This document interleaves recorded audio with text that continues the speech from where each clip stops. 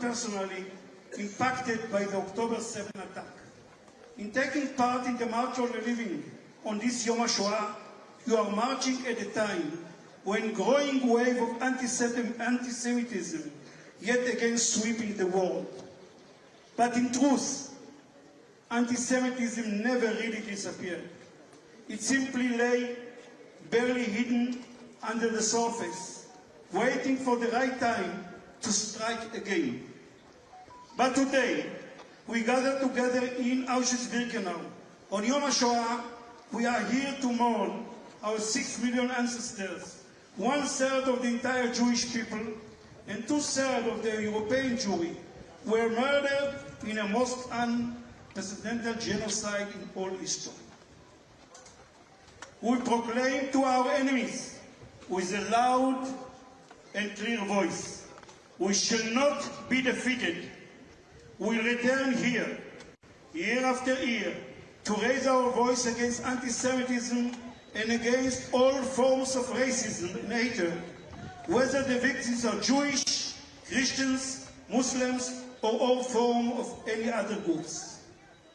A survivor of Auschwitz once said, there is only one thing that's worse than Auschwitz. That is, if the world ever forgets there was an Auschwitz. We promise to never let that happen. And we pledge and keep to remind all of the world about the horrors of Auschwitz and its lesson. That we can never, ever forget.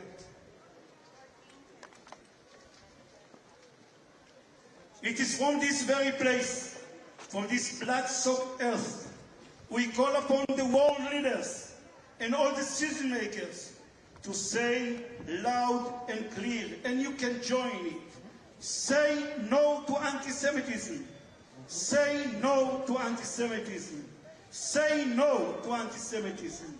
In a few moments from now, we'll start your journey from Auschwitz to Birkenau. Let this be your first step on a lifetime journey of fighting hatred and injustice and creating a world where every single human life is valued. After that, the survivors will go in front of us, we'll start marching, and I appreciate if you wait. Thank you.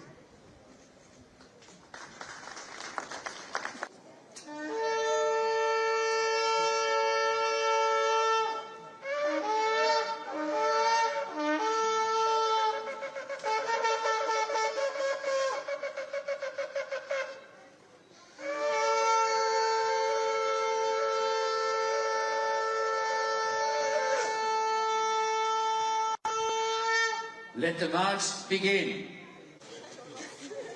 Wow.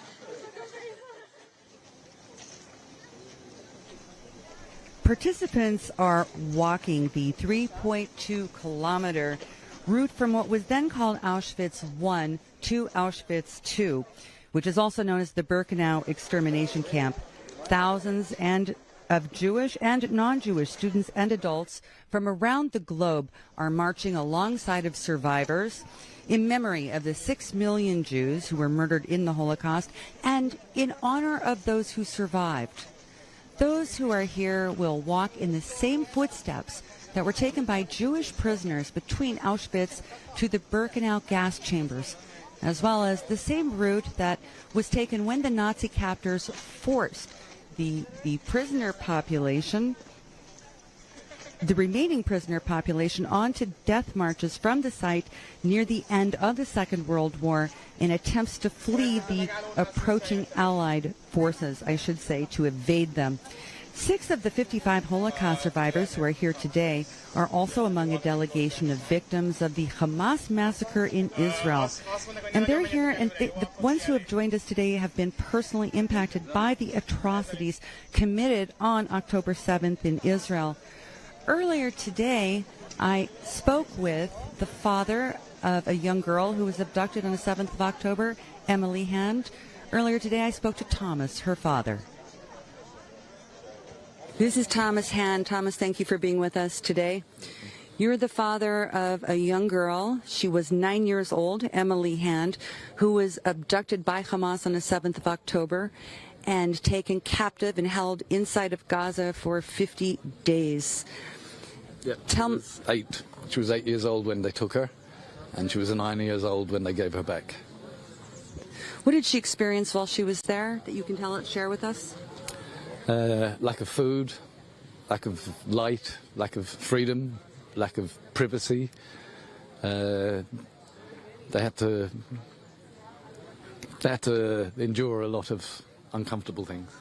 I remember you telling us that after her captivity, when she was freed, that she would speak like in whispers in a very hushed voice because she was ordered to remain quiet at all times. How is she now? Back to her old self. She's nice and loud, yeah. Yeah, I'll never tell her to be quiet again. Tell us about some of the activities that Emily is participating in now. Well, everything is a therapy to get her confidence, self-confidence back in. So she's horse riding, which, if you can think about it, she's on a horse, massive beast, and she's in control of it. It gives her a lot of confidence. Dog training. She was doing singing on stage to project her voice again. Anything that we can think of to help. How have you as a father recovered from this captivity? Because the impact on you must have been enormous. And tell us about why you're here today. What's your message? Yeah, obviously the impact was horrendous. I thought she was dead. Then she wasn't. She was captive, even worse than death. And then we finally got her back somehow. It was a miracle that we got her back. And I'm here today to remember the fallen, the millions of Jews and other groups of people, minorities.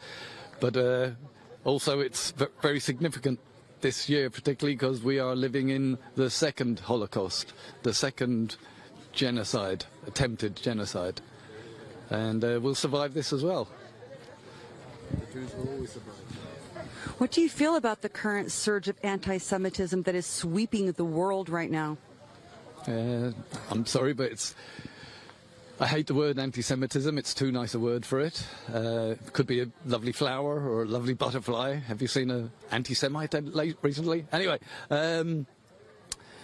it's terrible, and it comes from pure Jewish hate of the Jews, for God knows what reason, and ignorance, basically. Read a book. You originally, you came from a different country to live in Israel. How has your home nation, the nation of your birth, reacted to Emily's captivity? I don't know about the people themselves, but the government of Ireland really, really were critical in getting Emily back. No matter how they portray themselves on the television or in the public, they were crucial in getting Emily back. Crucial. Well, we're all very, very, very happy that Emily is home, and we're all working to get the rest back as well. Thomas Hand, thank you so much for being with us today. Thank you very much. Thank you. Daniel Luz is among 5 other Holocaust survivors who will light a torch later today at the ceremony here in Birkenau in memory of the 6 million Jews who were murdered during the Holocaust. Many, many members of Mr. Luz's family perished here. And then on October 7th, he awoke to the horrors of the Hamas attack on his home in Israel's kibbutz Be'eri. אני דניאל לוז, לוצקי לשעבר, נולדתי בפריז ב-29 לשמיני 1933. שרדתי את השואה ועליתי לארץ. ב-7 לאוקטובר הארור 2023 הייתי בבארי. רוב המשפחה של אמי שחיו בצרפת הושמדו ב-11 ל-11 1942 באושוויץ. אבי בתחילת המלחמה נלקח למחנה של גברים בסן-דני ליד פריז. אני, אחותי ואמי, אחרי גלגולים רבים, הגענו למחנה אחרון ב-1944 כבר, ושם היינו עד כשאמריקאים שפלשו לנורמנדיה שחררו אותנו מהמחנה. פעם ראשונה שהרגשתי סכנת חיים זה ב-7 לאוקטובר 2023 בבארי, ב-6:30 בבוקר, שהתחלתי לשמוע צעקות בערבית על ידי ויריות. זה היה מפחיד. יש לי קריקטורה שבתחילת המלחמה שלח לי ידיד מאיטליה ילד מהשואה לפי הביגוד, נפגש עם ילד ישראלי לפי הזה, ואחד נוגע באצבע של השני, ואחד אומר לשני, אני סומך עליך. ואני מרגיש בדיוק שאני בעצם שני הילדים. אני ממש מאמין שכל היקרים שלי שנפטרו שומרים עליי כדי שאני אוכל לספר את הסיפור.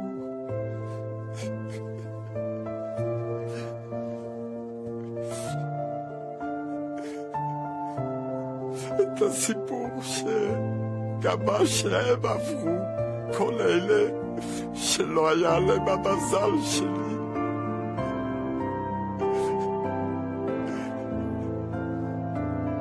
המתנה הזאת שצירפו אותי למצעד החיים זה בעצם סגירת מעגל שמאפשרת לי להחזיר לכל היקרים שלי את הכבוד שמגיע להם. אני לא מאמין שנתנו לי תפקיד כזה לספר מה שהיה. What incredibly moving testimony. Let's now take a look at the march in progress. Let's see, the people are just setting off. You can see that at the head of the march, at the head of the procession, you will see Holocaust survivors behind those carrying the banner, the official banner for March of the Living 2024.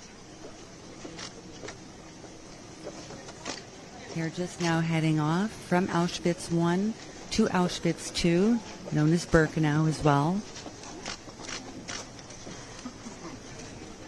You can read the banners.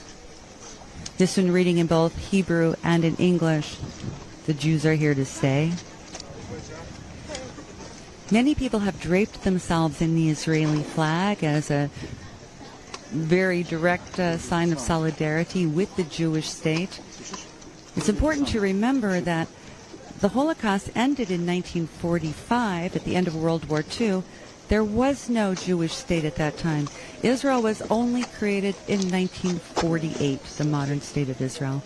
So the Jews who perished here, the 6 million Jews who died in Europe, there was no Jewish homeland. There was nowhere for them to go. That is a situation which has now changed dramatically, even though on the 7th of October, the greatest atrocities ever that have been perpetrated against the Jewish people took place on the 7th of October, but in an entirely different environment. There is a Jewish state. There is a Jewish army.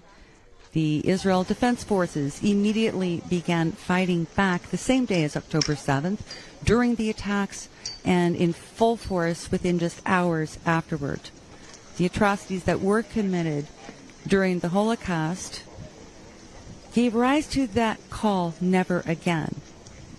And even though that call was somewhat shattered, diminished on October 7th, it still is not in the same context. There is a Jewish state which is fighting to protect Israel to this day, and Israel has many allies and supporters around the world, many of whom are here today, and you will be able to see the various delegations waving their own national flags.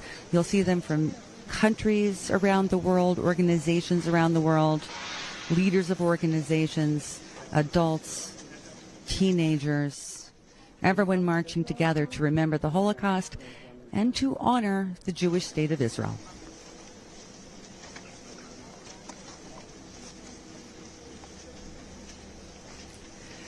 Earlier today, I spoke with Haim Taib. He's the grandson of a Holocaust survivor from Tunisia.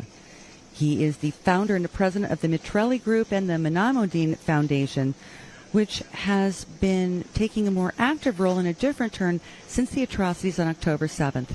Let's listen.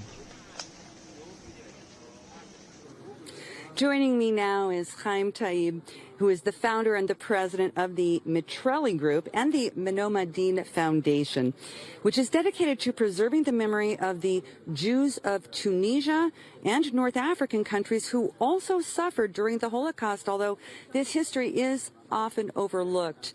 Let's start today, however, with the fact that your foundation organized the delegation of survivors of the October 7th massacre. Tell me about that, please. What happened in Israel in October 7, it's horror. And immediately after, I decided that as a grandson of a Holocaust survivor from Tunisia, I must do something.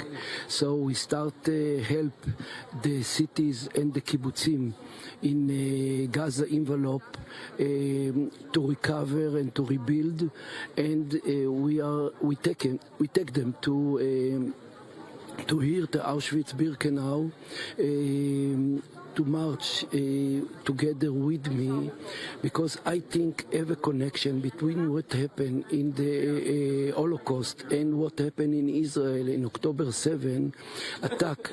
It's more or less the same, because the idea to kill the Jewish people in the Holocaust and to kill the Jewish people in the October 7, it's the same. So this is the motivation to bring them here. And the foundation also has participated in many other activities that you've just now undertaken in light of the subsequent war between Israel and Gaza. Can you tell us about those activities? Yes, we help all the cities and the kibbutzim in the Gaza envelope to recover, as I said before, and we in Menamodin writing a strategic roadmap for communities and countries. I'm doing it in Africa, I'm doing it in Israel, and I think it's very important. Absolutely. Now, last year you lighted one of the torches of remembrance specifically for the Jews of Tunisia, North African countries, along with your wife, Iris, who's also a third-generation Holocaust survivor. Tell us what that was like for you. It was very emotional. I'm the grandson of Holocaust survivor from Tunisia. My wife, Iris, she is a Holocaust granddaughter of Holocaust survivor from Auschwitz, and it was very emotional for us and for all the family that came together with us. Did your grandfather share many of his experiences with you, what he went through during World War II? Yes, not so much, but he talked a lot about the first camp that he was there during 5 months, and how he ran away from there, and how he come home. And my grandmother was very scared to open the door or no, because she didn't believe that he is him. She opened the door, and she was very happy, of course, but this is more or less the story that he told us in that time. It's really very moving.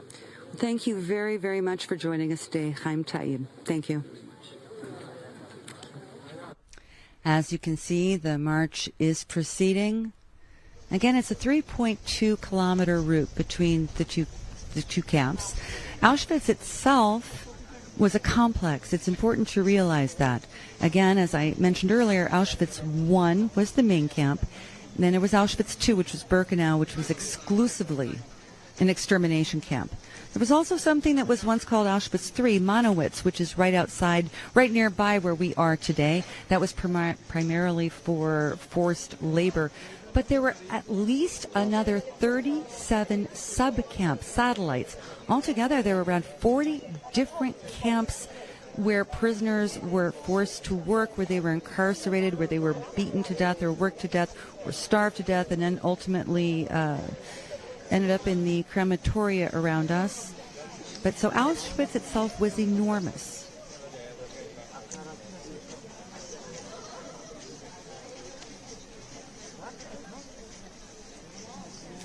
Gabriela Karin is a Holocaust survivor and the author of a book called Trauma, Memory, and the Art of Survival. She now dedicates her life to educating young people in schools and at many other sites in the hope that understanding the history of the Holocaust will help ensure that it can never be repeated. Alex spoke with Gabriela earlier today at Auschwitz. We're here with Gabriela Karin, a Holocaust survivor and author of the book Trauma, Memory, and the Art of Survival. You live in Los Angeles, and you're here this year as one of 55 survivors marching in the March of the Living. And I noticed that you have a very interesting picture hanging from your shirt. Can you explain to me what it is that we're looking at here? It's 24 inches mirror, and the mirror reflection shows the leaves. The leaves shows the Jewish people, because a leaf that is falling down from a tree is not alive. And in the middle there is an eye, and it shows the October 7. How has your work changed as an educator, you know, seeing what's going on, not just in Israel on October 7th, but also anti-Semitism that's now rising in the United States? You mentioned that you're from Los Angeles. Did you ever think that you would see moments like this again in the United States? And what are you doing to help your community deal with the emerging threats? I am going from museum to museum, from school to school, and talking to them and explaining them. It doesn't matter what color skin you have, what color hair you have, what color eyes you have.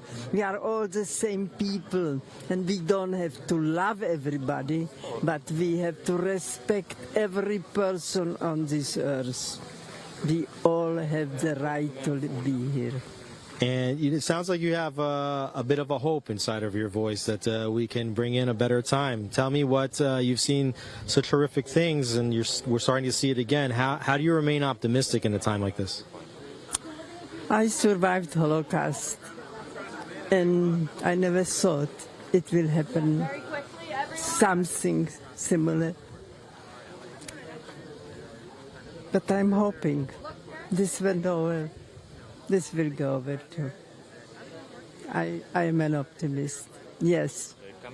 And I'm talking to people and bringing some hope into their life, because it's pretty hard right now, especially for the young people.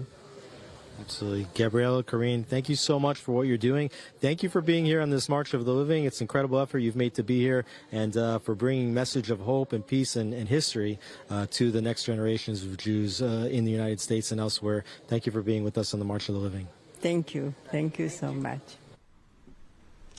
What a wonderful perspective she had. Well, the Nazi genocide was aimed at exterminating every Jew on the planet as part of their so-called final solution.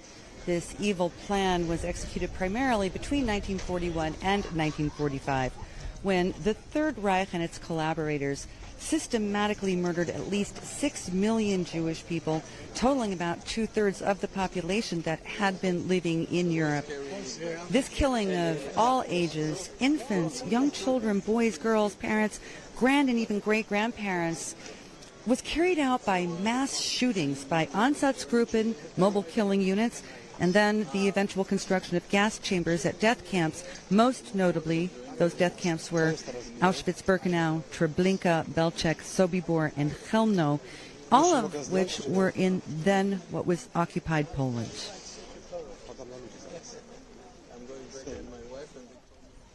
Now we're going to join Alex along the march. He's there marching with several participants, and he's going to stop and speak with some. Hi, we're here with Yuval Yeni, who's the acting Mankal Director General of Kakao, which is Keren Kayemet Israel, in some way affiliated with the JNF Israel, and also David Yari, who's a board member of Kakao. You're one of the most important organizations in Israel. Everybody knows about the planting of the trees. Maybe people know a little bit less about the work that you do to develop the periphery communities in Israel. Tell me a little bit about why it's so important to be here on March of the Living this year. First of all, this year represents also 80 years of the deportation of the Hungarian Jews. So we just came as a mishlachat. We're here with all the directors and vice chairs of Kakal. We came from Hungary, where we were in Budapest, and now where they all ended up here by train tracks. If you look right to the left, the train tracks where they were taken to Birkenau and where the Jewish people were murdered in mass in just the waning months of the war.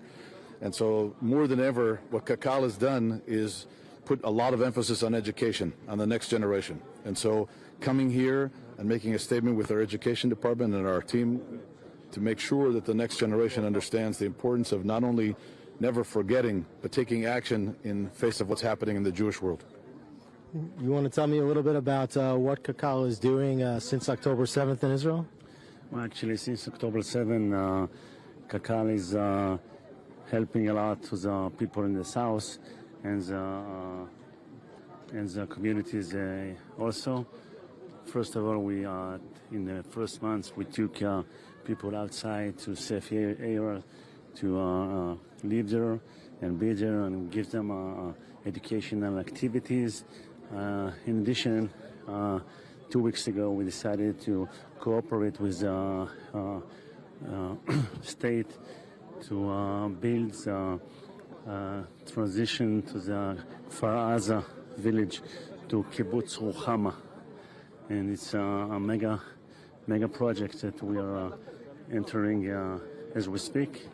Hopefully till Rosh Hashanah, the first people will enter the Kibbutz Ruchama, and of course Kakal will be in the near future, in the long run, to help the people in the south, Tef Aza, and we hope really to have better times. Am Israel Chai. Yuval, thank you so much for being with us on March of the Living. Thank you. Following the 1938 Kristallnacht, Night of the Shattered Glass pogrom, many Jewish parents made the unimaginably difficult decision to send their young children away alone on something that was called kinder transport, meaning the transportation of children. And some 15,000 Jewish children were sent from Germany, Austria, and Czechoslovakia abroad, predominantly to the United Kingdom. The barbaric Hamas terror attacks in Israel on October 7th sparked harrowing memories of the dangers that are posed to Jews by those children, what they experienced then, now they're adults, of course, and what they endured as children. Two of those men are Walter Bingham and Paul Alexander. 100-year-old Mr. Bingham is a German-born British actor, businessman, a decorated World War II veteran, and Israel's oldest working journalist I've had the privilege to work alongside of. 88-year-old Paul Alexander, after being on the kinder transport, eventually became an attorney in London, and after the Holocaust, he married and he raised a family, and today he lives in Israel. Both of these men retraced the journey they took as children, along with 92-year-old George Sheffy, that they took 85 years ago from their birthplace in Germany, then by train to the Netherlands, to eventually board a boat to England. Again, along that very same route they took 8.5 decades ago, as we will see here in the documentary called The Journey of Hope. The kinder transport was never talked about as it should have been. This is what people know about kinder. They don't know about this. That's why this trip is particularly important.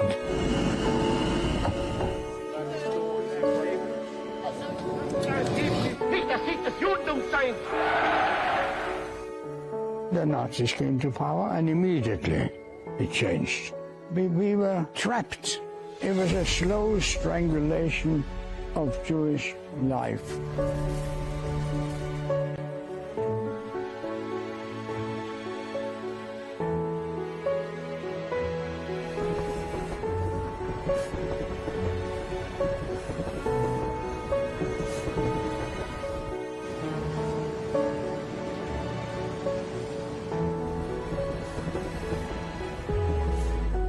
My mom said to me, tomorrow you're going to go by train. You're going to go and travel on a ship. You're going to another country. You'll see another country. We knew that the war was coming. There was no doubt at all that this was a one-way journey. I'm looking at that. I was crying. We were like that. Yeah. We were like that. I can't imagine when the train pulled out and we waved. What the parents were thinking of. They must have broken down. They took me to the station and put me into the arms of a stranger at the age of 1 year. 1 year and 7 months. They pushed an empty carrier home.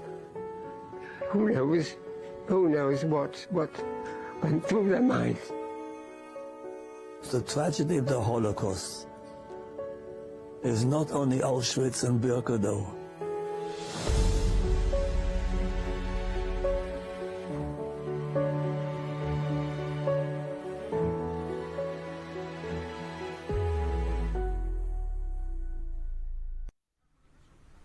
Let's now not only watch but also listen to participants on this year's March of the Living. Am Yisrael Chai, Am Yisrael Chai, Am Yisrael, Am Yisrael, Am Yisrael Chai. Od Avinu, Od Avinu, Od Avinu Chai. Od Avinu, Od Avinu, Od Avinu Chai. Od Nisrinu, Am Avinu, Od Avinu Chai. Am Yisrael, Am Yisrael Chai. Am Yisrael Chai, the people of Israel live. This is really the spirit of the March of the Living. This is the March of Life, and the Jewish people are living. Thank you guys for joining us here in the March of the Living. Amid the sharp rise in anti-Semitism on campuses in the United States following the outbreak of the Hamas-Israel war last October, the International March of the Living has launched its first ever University Presidents and Chancellors mission from the United States and Canada, headed by the former U.S. Secretary of Education, Dr. John King, who's now the Chancellor of SUNY, which oversees a system of 64 colleges and universities in New York State, together with Yeshiva University President, Rabbi Dr. Ari Berman. The delegation includes a diverse group of leaders from higher academic institutions, including public, private, Catholic, evangelical, and historically black colleges and universities. Alex brings us this interview with both leaders from Auschwitz. We're here with Rabbi Dr. Ari Berman, president of Yeshiva University, which is my alma mater. You are leading a group of several university presidents, seeing what's going on university campuses right now as we're holding this March of the Living.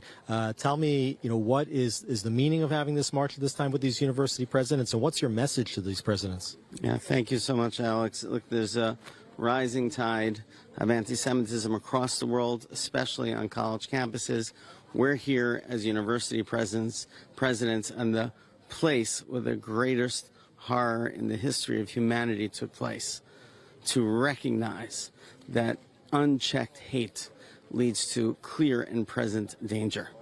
And we together, the leadership of universities, together with all people of moral conscience, need to work to eliminate hate and anti-Semitism from our campuses and from the world. We've seen different responses to anti-Semitism, to anti-Israel protests, the encampments on college campuses. You've been able to provide some thought leadership to university presidents. What is your message to those presidents on how to deal with the urgent situation taking place on the campuses today? Well, we need to differentiate between free speech and hate speech. We cannot allow one group of students to intimidate another. This is not a matter of freedom of expression. It's a matter of student safety. In addition, we need truth. The point of higher education is not to equivocate. It's not to host conversations, but it's to educate. And here, I can share with you, because I've spoken to college presidents from across the country, After October 7th, we brought together over 100 college presidents who were able to sign a statement that said, we stand with Israel, with the Palestinians who suffer under Hamas's cruel rule, and all people of moral conscience, that we stand against terrorism. And the truth is that Hamas is a terrorist organization whose charter is to destroy the Jewish state and its Jewish citizens. And if we all speak with clarity, then this whole conversation, the complexity of the other pieces, could then unfold in a rational, civil manner. We just need to be clear. And the lessons of the Holocaust is that when hate is expressed, when there's a group of people calling for a genocide, you should believe them, and you should counter them, and you need to combat them with everything that you have. You have a lot of university students, Jewish students, saying that they no longer feel safe on a lot of university campuses. You know, what's your message to the university presidents about how to protect, defend Jewish students on campus? Look, this is very important. You know, we opened up our transfer portal again to allow for more students. We have over 53% transfer students, an increase in transfer students at Yeshiva University. But we cannot hold every Jewish student in the country, nor would it be good for America and our society for it to happen. Campuses need to be safe for Jews, not free from Jews. And that's what I tell our university presidents. And I'm happy to share, like with this delegation here, there are a number of good, excellent people and excellent universities. We hear often in the press the bad actors are the ones who can't control their campuses. I can tell you that there are many, many more great people, excellent campuses, people who speak with moral clarity and truth, as represented by the delegation of university presidents who've come to Auschwitz to make a clear statement about how we must rally together against anti-Semitism and hate. Rabbi Dr. Ari Berman, president of Yeshiva University, thank you so much for being with us here on the March of the Living. Thank you, Alex, and thank you for your work and the incredible work of March of the Living. This is so essential that we keep memory alive and that each of us in the Jewish community and around the world continue to learn the lessons of anti-Semitism as expressed in this horrific tragedy of the Holocaust. Thank you. The March of the Living is a pinnacle event on Holocaust Remembrance Day.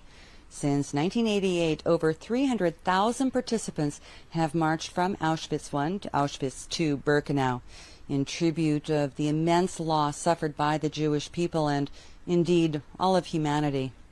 For Jewish and Israeli students of this educational program, the March of Commemoration in Poland is part of a larger journey that will culminate in the March of Celebration in Jerusalem. Let's now listen to several young people who have come here today. A big part of this year's March of the Living is bringing youth, bringing students, and particularly teenagers on the program. And here we have two students, high school students from Canada. We have Jack Pfeiffer, who's a public school student in Toronto, and also Britt Meisels, who goes to the Jewish Tenenbaum Chat High School in Toronto.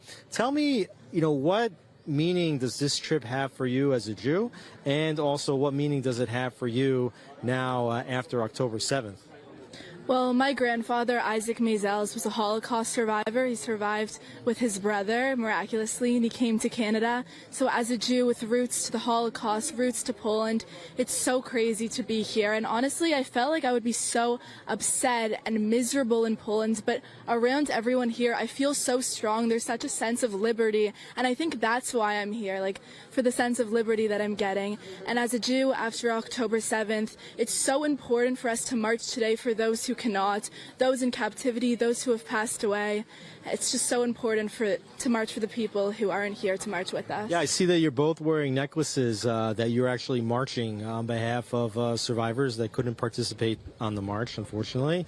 And tell me a little bit, Jack, about the Holocaust survivor that you're here representing today. And also, I'd like to know from you a little bit about what it is to be a Jew in a public school in Toronto at a time like this.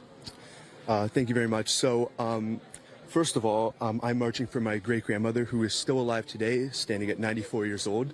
Her name is Leah Politzer, and she has had such a significant impact on my life growing up and currently.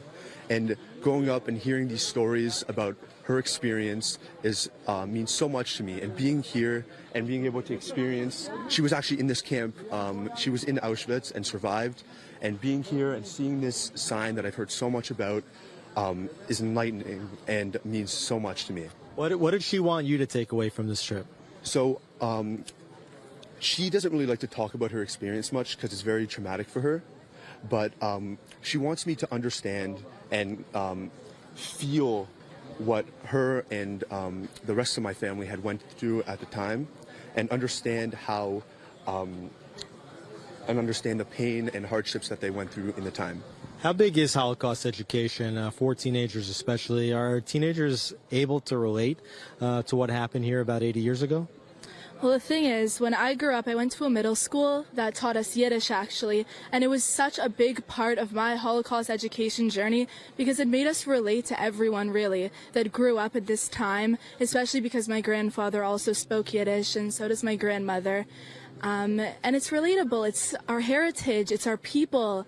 It's so important to learn our history. They teach it very, very well at my school, Tin and Baumchat, and they make it in a way that breaks our heart but uplifts us so that we learn from the past so that it never happens in the future. So you go to Jewish school, you go to public school, but you're longtime friends. What kind of bond is this going on this trip together?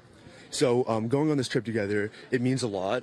Although I don't go to a Jewish school anymore, I'm still part of the Jewish community within Toronto, and we all kind of know each other. And coming on this trip and connecting in a deeper level and understanding each other's troubles and how each other are feeling in a time like this, specifically with what happened on October 7th and how everyone has been affected, it means a lot. Jack, Britt, thank you so much for being with us here on the March for the Living. Thank you. It's our pleasure. We're now looking at the March of the Living this year. It's remarkably warm and sunny here today. It was like the sky is open for us. It had been forecast to be pouring rain, but instead, there are very nice conditions for the older people who are walking and the younger ones who joined them. Let's now go back to Alex, who's standing by alongside the march. We're here with Aaron Levy, who was a former government spokesperson. You were a very important voice defending Israel in the early days, weeks, and months of the war after October 7th. Here we are in Auschwitz, walking from Auschwitz to Birkenau, and you see here a lot of the similar themes that we experienced on October 7th in Israel. Tell me why you think this year's march is so important and what you're taking away from it. This march is so important because we've been vowing never again, and the last time that anti-Semites incinerated Jews to an ash was 7 months ago. It's important because right now there are Holocaust survivors that have to suffer the torment and indignity of having grandchildren who are hostages in the hands of terrorists who burned whole families alive. And it's important because right now we're seeing a horrific upswell of anti-Semitism around the world. And people are beginning to wake up. There is a diaspora awakening right now from people who had stuck their heads in the sand, realizing that actually the enlightened world is darker than they thought it was. When you see on campuses movements saying that fighting against Israel is an LGBT cause and a police brutality cause and a climate justice cause, what they're doing is the classic anti-Semitic model of saying all the problems in the world have a common source. That problem is the Jews. Fix the Jews and you fix the world. Exactly. Because if they think that the original sin of their societies is colonialism and white settler violence and imperialism, they take the story of a persecuted and scattered people returning to their ancestral homeland. This is historically indisputable. And to spin that as a story of colonialism is a way for them to deflect their own society's guilt onto the Jews. And yes, use a scapegoat. What do you think is the message that you would like to pass to people that are watching this broadcast around the world right now? First of all, if we're talking about Jewish communities, the importance of unity. If we don't stand tall, united, our enemies are going to pick us off one by one and eat us alive. We do not have the luxury of continuing our Jewish wars, and that's why it was so inspiring in the early days of the war to see how Israeli society came together. That diaspora awakening has to continue. Gen Z, Gen Zionists, I call them, realize that being a Zionist, being a Jew, means standing up to the bullies. You can't let them call you names. You can't let them beat you down. You have to stand up, be counted, and fight back against the wave of anti-Semitism that we are seeing now, because we can't allow it to win. And what the Holocaust reminds us, perhaps different from other anti-Semitic persecutions in the past, is that even in the most advanced, sophisticated societies, and specifically in the most advanced, sophisticated societies, are capable of the most horrific hatred and violence. We have to stop it in its tracks before it's too late. Elan Ravi, thank you so much for being with us here on March of the Living. Thank you very much, Alex. Among the grisliest discoveries at concentration camps by Allied forces who liberated them were storerooms of mounds of hair that had been shaved from Jewish prisoners upon their incarceration, or from women before their deaths in the gas chambers, or even after being murdered.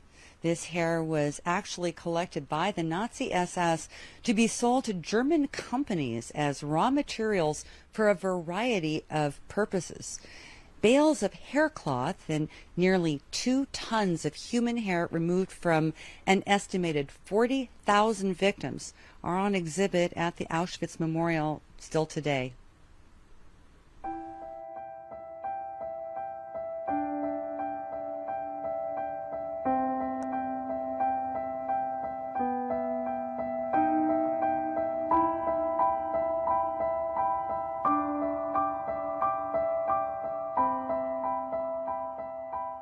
But this is what hair looks 70 years after it has been removed and stored and becomes gray, loses its color, it starts to dissipate and turn into dust. This is the most difficult room for me because I imagine that my mother's hair and my sister's hair and my family's hair could be lying in there so that I could be looking at their remains.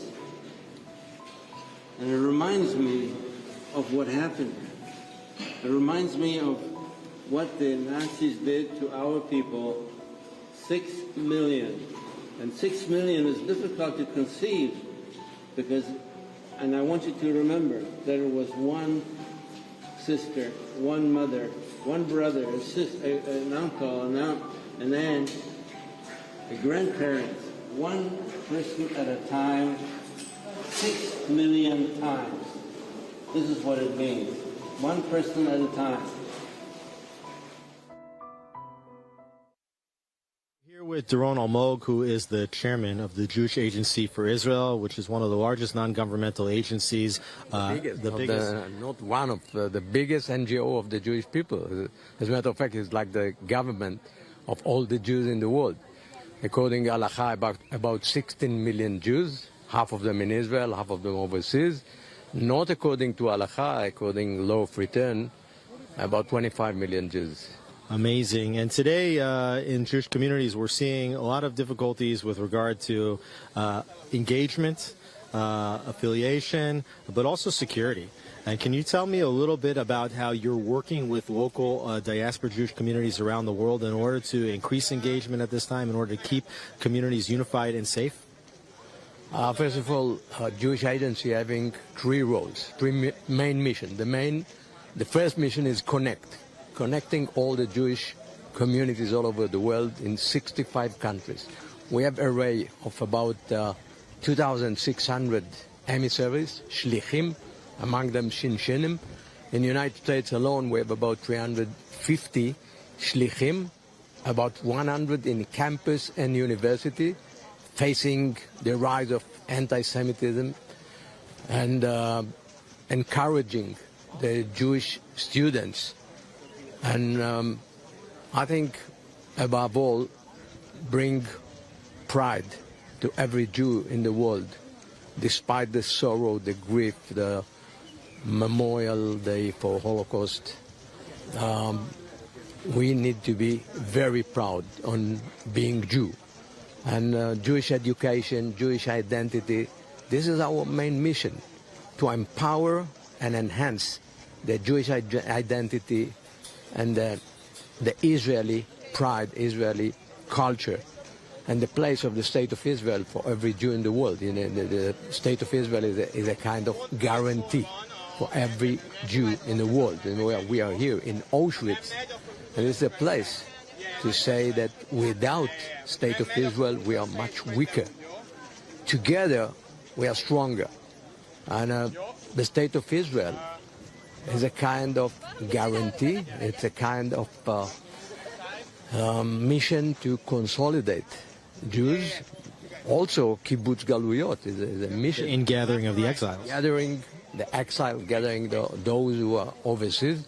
2,000 years, Jewish people were spread all over. And State of Israel is a fulfillment of gathering. And Aliyah, immigration to Israel, is one of the key tenets of the Jewish Agency's work. On yourself, why did you, Alex, why did you make Aliyah? What is the power? I believe that it's something not rational. It's something which is based on love. Love to our people, love to Eretz Israel, love to the Bible, love to the State of Israel. It's unconditional love, and there is no logic in it. It's something deep inside, despite the threat to wipe out the State of Israel by Iran, Hezbollah, Hamas, security. And since October 7, what we saw, a rise also of solidarity. Many solidarity missions arrived from all over the world, about more than $1 billion raised. Many new donors that never donated to the State of Israel. And this situation of pogrom in a Jewish state, a situation that none of us anticipated, none of us predicted. We thought the State of Israel is so strong, is so powerful, and there's no threat on our Judaism and the State of Israel. And I think now in this crisis, the biggest crisis since Holocaust, since the Second World War, Jews are more united, also more afraid, more worried, more scared, but also more united. And here in Auschwitz, we need to remind ourselves, number one, the 6 million that were killed only because they were Jews. We need to remind ourselves that there is anti-Semitism all over the world, and we need to be more united, more proud, and continue navigating ourselves according to our values. What are our values? Number one, it's arvut adadit, it's mutual responsibility. One for all for one. In my military service, that was the slogan leading us. I'm the first soldier to land in Entebbe, flying 4,000 kilometers and landing at night and rescue 105 Israeli hostages. It's from the same responsibility, mutual responsibility. And now these values of mutual responsibility and love, the unconditional love, is the leading idea for Tikkun Olam, for a better, stronger State of Israel. Continue leading by our values and make the State of Israel much stronger, more beautiful, a source of inspiration and pride to every Jew in the world. And I believe it will happen after this war. And many will come, many will make Aliyah. I believe about 1 million Jews will come in the next few years. And what type of preparations are you, as the head of the Jewish Agency, making to facilitate that kind of ingathering and immigration? We speak with the people, with Jews all over the world. We prepare them. We have a call center in Jerusalem. And we see right now a huge rise of about 300-400% by interest on Aliyah and opening file for Aliyah. What we do, we start the preparation overseas. For instance, if you're a doctor in physician living in Paris, but you are not authorized by Israeli Health Ministry to work as physician in Israel. So we start the preparation while you are overseas on everything. If you are a lawyer or engineer or whatever, we start the preparation overseas, getting the authorities. We start teaching Hebrew Now, what are the conditions for good Aliyah? Number one is the Hebrew, the language, highly important, number one. Number two, the job, occupation. So we start preparing the occupation while they are overseas. Number three, Israel is very expensive.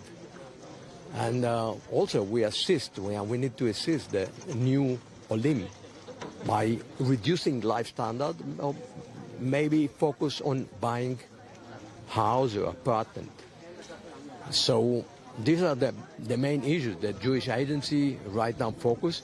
Also rehabilitation of the state of Israel in south and north, rehabilitation of those who are right now, the Israelis who are right now like refugees, about 150,000 Israelis that were taken from their home in the south, some of them from my family. 2 members from my family in Kibbutz Kfar Aza were killed. Nadav Goldstein Almog, 49 years old, and his daughter, Yam Goldstein Almog, 19 years old, was killed, and 4 was taken hostage. But the family is still in Kibbutz Shfaim. Many Jews, Israelis from north of Israel also staying in hotel, motel, more than 6 months of this bloody war. So rehabilitation of the Israeli population, preparing them to get back.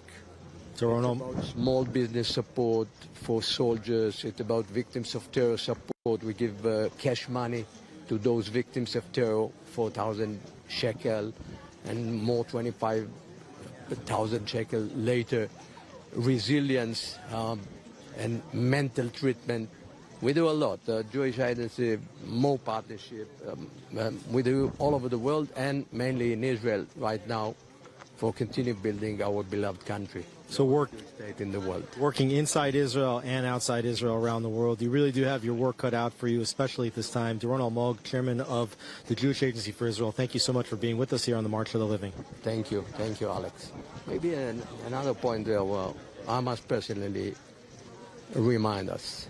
The first to be killed were disabled people and disabled children, those who were named retarded. I'm a father to a child who was born with severe brain injury. And I don't know if you're aware, but Hitler, Ymar Shmo, issued order named Tifo Actia at the first day of Second World War, September 1st, 1939. And about 200,000 were gathered and killed in small destruction camps. A pilot of the big destruction camps, like Auschwitz, and some of the remainders of Nazi's family volunteering in a village that we built for severely disabled children. They are saying we are here for Tikkun Olam. No more racism, no more discrimination. The family members of Nazis, we need to make Tikkun Olam. A message of strength, a message of peace, a message of hope. Doron Almog, thank you so much for being with us. Thank you, Alex. Marching today is also a delegation of TikTok creators from around the world who came here to bear witness to the Holocaust amid massive online anti-Semitic content on social media platforms. This unique delegation is very important at this time. Let's hear what members had to tell Alex. Hi, we're here with 3 content creators with large followings on TikTok. Especially, we're here with Suzanne Siegert from Germany, with Shana Heidi, an Israeli content creator, and Daniel Braun, a South African and Israeli content creator. Thank you guys so much for being here with us on the March of the Living. Obviously, anybody that studied the Holocaust would see that propaganda was a major component that fed the anti-Semitism that ultimately led Jews towards concentration camps. And we're seeing just a hate fest of anti-Israel material on social media like TikTok and others. Tell me, Suzanne, what is your approach as a content creator to defending Israel? So yeah, from Germany. So of course, it's important to talk about our history and to just educate, because I think a lot of times, like, bad comments I get, they come from people not knowing. And so when I tell them where, for example, conspiracy theory is coming from, or hate is coming from, anti-Semitism is coming from, I think that a lot of the times that can change, you know, just by educating people. Shayna, can you tell us a little bit about what it is to fight the algorithms on TikTok? We've seen that sometimes anti-Israel material can spread at 10 or 100 to 1 rate against pro-Israel content. How are you able to get your message out there? So I can tell you that, first of all, we know that the algorithm, like, we're outnumbered. There are much more people using the platforms that are like against Israel or against what's happening. We have ways around it. Like, if you make a good video and you make sure that people engage with your video, like if they comment, if they share and repost, then it will get higher and more people will see it. So you just have to make good content and ask your followers and people to engage with your videos. Daniel, maybe you can tell me what type of feedback you've experienced on some of the content that you've created, and how do you deal with feedback, especially if it's not positive? I've received, since starting content, making content about Israel and about Jewish people and about anti-Semitism, I've received thousands of death threats against me, against my family, but honestly, the positive comments and the comments from people that tell me that I uplift them and that what I'm doing is so important and the message that I'm spreading is so valuable to these people, to these Jewish people, that gives them hope and strength, that completely outweighs the negative comments and the death threats, and I wouldn't change a thing. What's it like to be hearing the stories of Holocaust survivors and hearing the stories of what happened here in this camp in Auschwitz in particular, and how might that affect some of your content creation in the days and weeks ahead? I mean, I'm super thankful that they still share the story, because I think they don't have to. But yeah, and for me, I also like to include it in my content as well, because I think, like, no numbers, no pictures speak to the followers, of course, as well as the testimonies of survivors do. And so I'm super thankful that I can also use them in my content. Shayna, we're obviously in a difficult situation now, dealing with the aftermath of October 7th. What does it mean for you to be here in a concentration camp, seeing what happened just 80 years ago to the Jewish people here in Europe, and how does that compare to what's taking place in Israel today? Well, it's a very good question. First of all, I have half of my family was in the Holocaust, so coming here, first of all, it's been overwhelming. And after October 7th, I feel like we all needed this unity. We all needed to feel united and together. And I'm so, like, it's overwhelmed and excited that we are going to be marching in a place where no one thought we would ever, like, succeed to get out alive. And we are coming back stronger. And we need to just stay united, be together, and show the world that we're not going anywhere. Not after the Holocaust and not after October 7th. There's so much Holocaust denial at the center of a lot of the anti-Semitic activity on social media, and also some denial of what's going on in Israel today, misinformation. Tell me, what percentage of information on social media that people consume do you think is reliable information, and how do content creators counter that? I think a lot of the information being spread on social media right now is misinformation, especially on TikTok. I think other platforms have a good way of countering that with using fact checks and putting an actual disclaimer saying that this information isn't factual. I think TikTok could use that. I think they could add that to their platform. But a large percentage of the information on the internet right now is misinformation, and it's a big problem that we as content creators are struggling with, and that people in higher powers than us, because we are only the content creators, we do not control the app. They need to put their foot down, and make a stand against the misinformation. What is the opportunity that you see, though, in social media, even as it's an upward battle to getting good information out there? I think just when you're at school, you have like a history lesson whenever your schedule says you have. But like with TikTok, it just comes into your For You page, and maybe you scroll like over 10 videos about it, but the 11th video, you really stick to the content. And I think that's really a great chance to reach people when they feel ready to. Suzanne, Shayna, Daniel, thank you so much for being with us. Thank you for what you're doing and getting the word out on social media. Thank you for being with us here at March for the Living. Anti-Semitism is on a mission to erase our Jewish identity, threatening our very existence. History is a stark reminder of the dangers this hatred poses. The horrors endured during the Holocaust by our grandparents and great-grandparents, including mine, are seared into our memories, compelling us to never forget. March of the Living stands as an important testament to history's enduring lessons.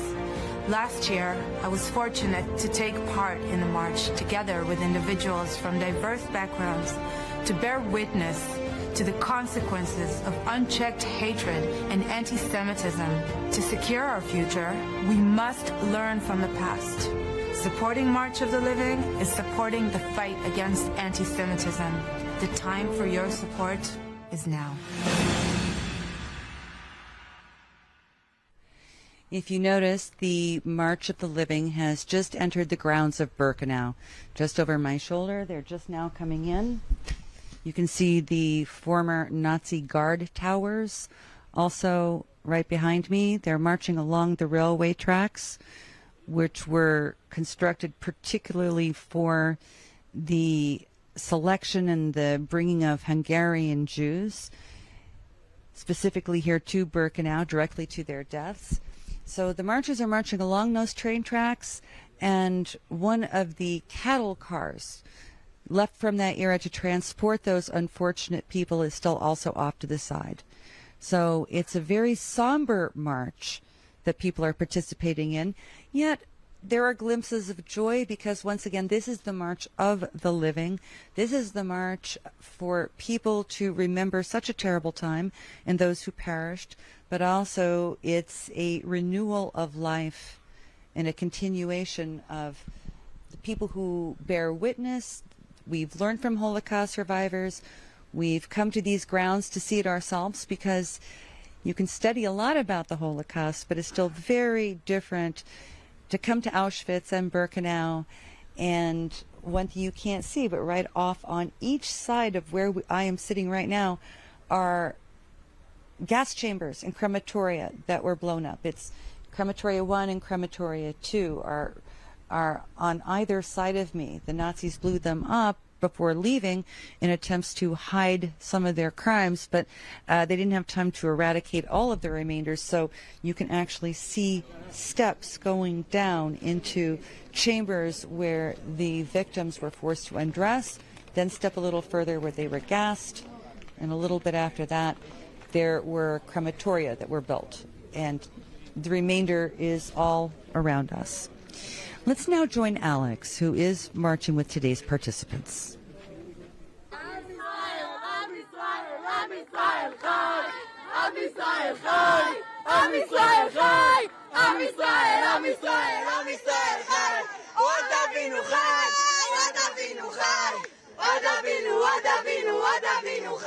Well, one second. We're here with some Benot Shirut.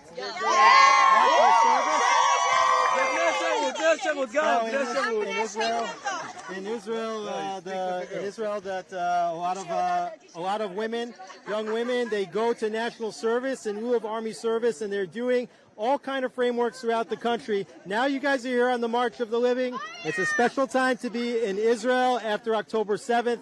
Tell me why you're here and why is this so important? We are here to represent our country and to tell Am Yisrael Chai, it's not depend what been for us. We are here and we saying Am Yisrael Chai. Am Yisrael Chai. Am Yisrael Chai. Am Yisrael. Am Yisrael. Am Yisrael Chai. Am Yisrael Chai. Am Yisrael Chai. Am Yisrael. Am Yisrael. Am Yisrael Chai. Od Avinu. Od Avinu. Od Avinu Chai.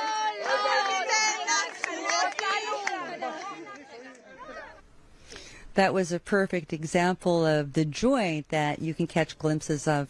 And you do see that all day, particularly among the young people, to reaffirm life itself. If you look closely, you can see the different banners. You can see the different flags of the different nations who are participating. That, of course, is the Israeli delegation. You can see the Israeli flag waving there. You can see Army veterans, young people, leaders.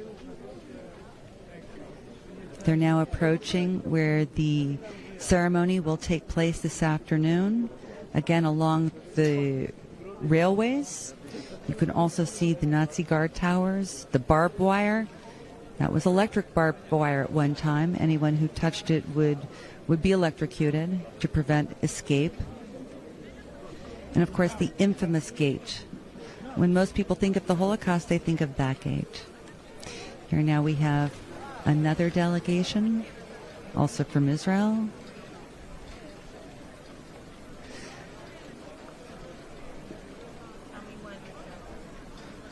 The head of the delegation, the head of the march, as they arrive here. It was very hot today, so people are walking slowly. They're drinking lots of water because it is a long march. Of course, in today's conditions, nothing what it was like from 1941 to 1945, when people were forced to walk not clothed properly in the bitter Polish winter, in desperate heat during the summertime, being underfed, overworked, and suffering brutal abuse. Workers from Auschwitz would have to march to Birkenau to perform their so-called work, and they would work 12-hour shifts before having to march back to Auschwitz every night, every morning, every night. People who were forced into hard labor had to march to and from on a daily basis. I'm afraid we're going to get moved. The head of the delegation has just arrived at the end point. The end point, appropriately enough, is actually the end of the train tracks, where the train tracks transported hundreds of thousands to their deaths. In fact, 1.3 million people overall were exterminated here at Auschwitz. 1.1 of those, 1.1 million, were Jews. Now let's rejoin Alex as he makes his arrival here. We're here with David Benson. You are third-generation Holocaust survivor. Your grandmother, Sidonia Lax, participated in this trip at least 10 times, and you yourself have been on this trip now 8 times. Can you tell me, what brought your grandmother to come so many times on this trip, and what's brought you to come so many times on this trip, even now after your grandmother has passed away? Sure.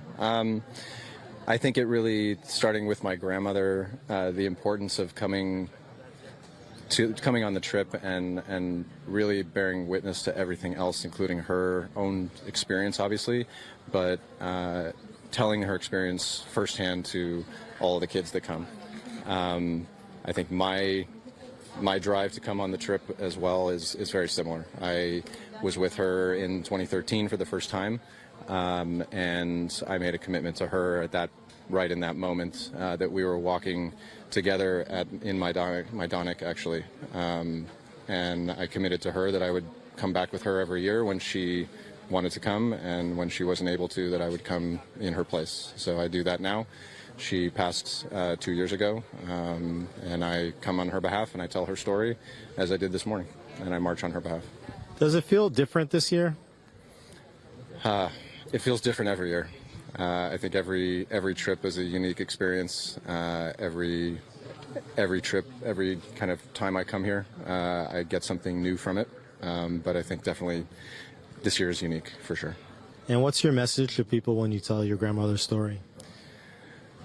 I think it's similar to the one we hear from a lot of people that come on this trip, is to always remember, never forget, and always make sure that we're telling the stories and that we're not losing any of the history. And you can plan to continue coming year after year? Absolutely. David Benson, thank you so much for being with us here on March of the Living. My pleasure. Thank you. The co-founder of the International March of the Living now joins me here at Birkenau, Dr. Shmuel Rosenman. Thank you for joining us. Thank you very much for having me. Now, you've been here since the very beginning of March of the Living, from 1988. When you look back over all those years, what has changed? two things did not change. The surrounding area, the camp, the ruin, the crematorium did not change. People are changing. People are coming here, and everyone during the years, 36 years, are coming with a different kind of, I would say, carrying things on the soldiers. Remember, in 88, survivors were 50 years old. Now they're 100 years old. Right.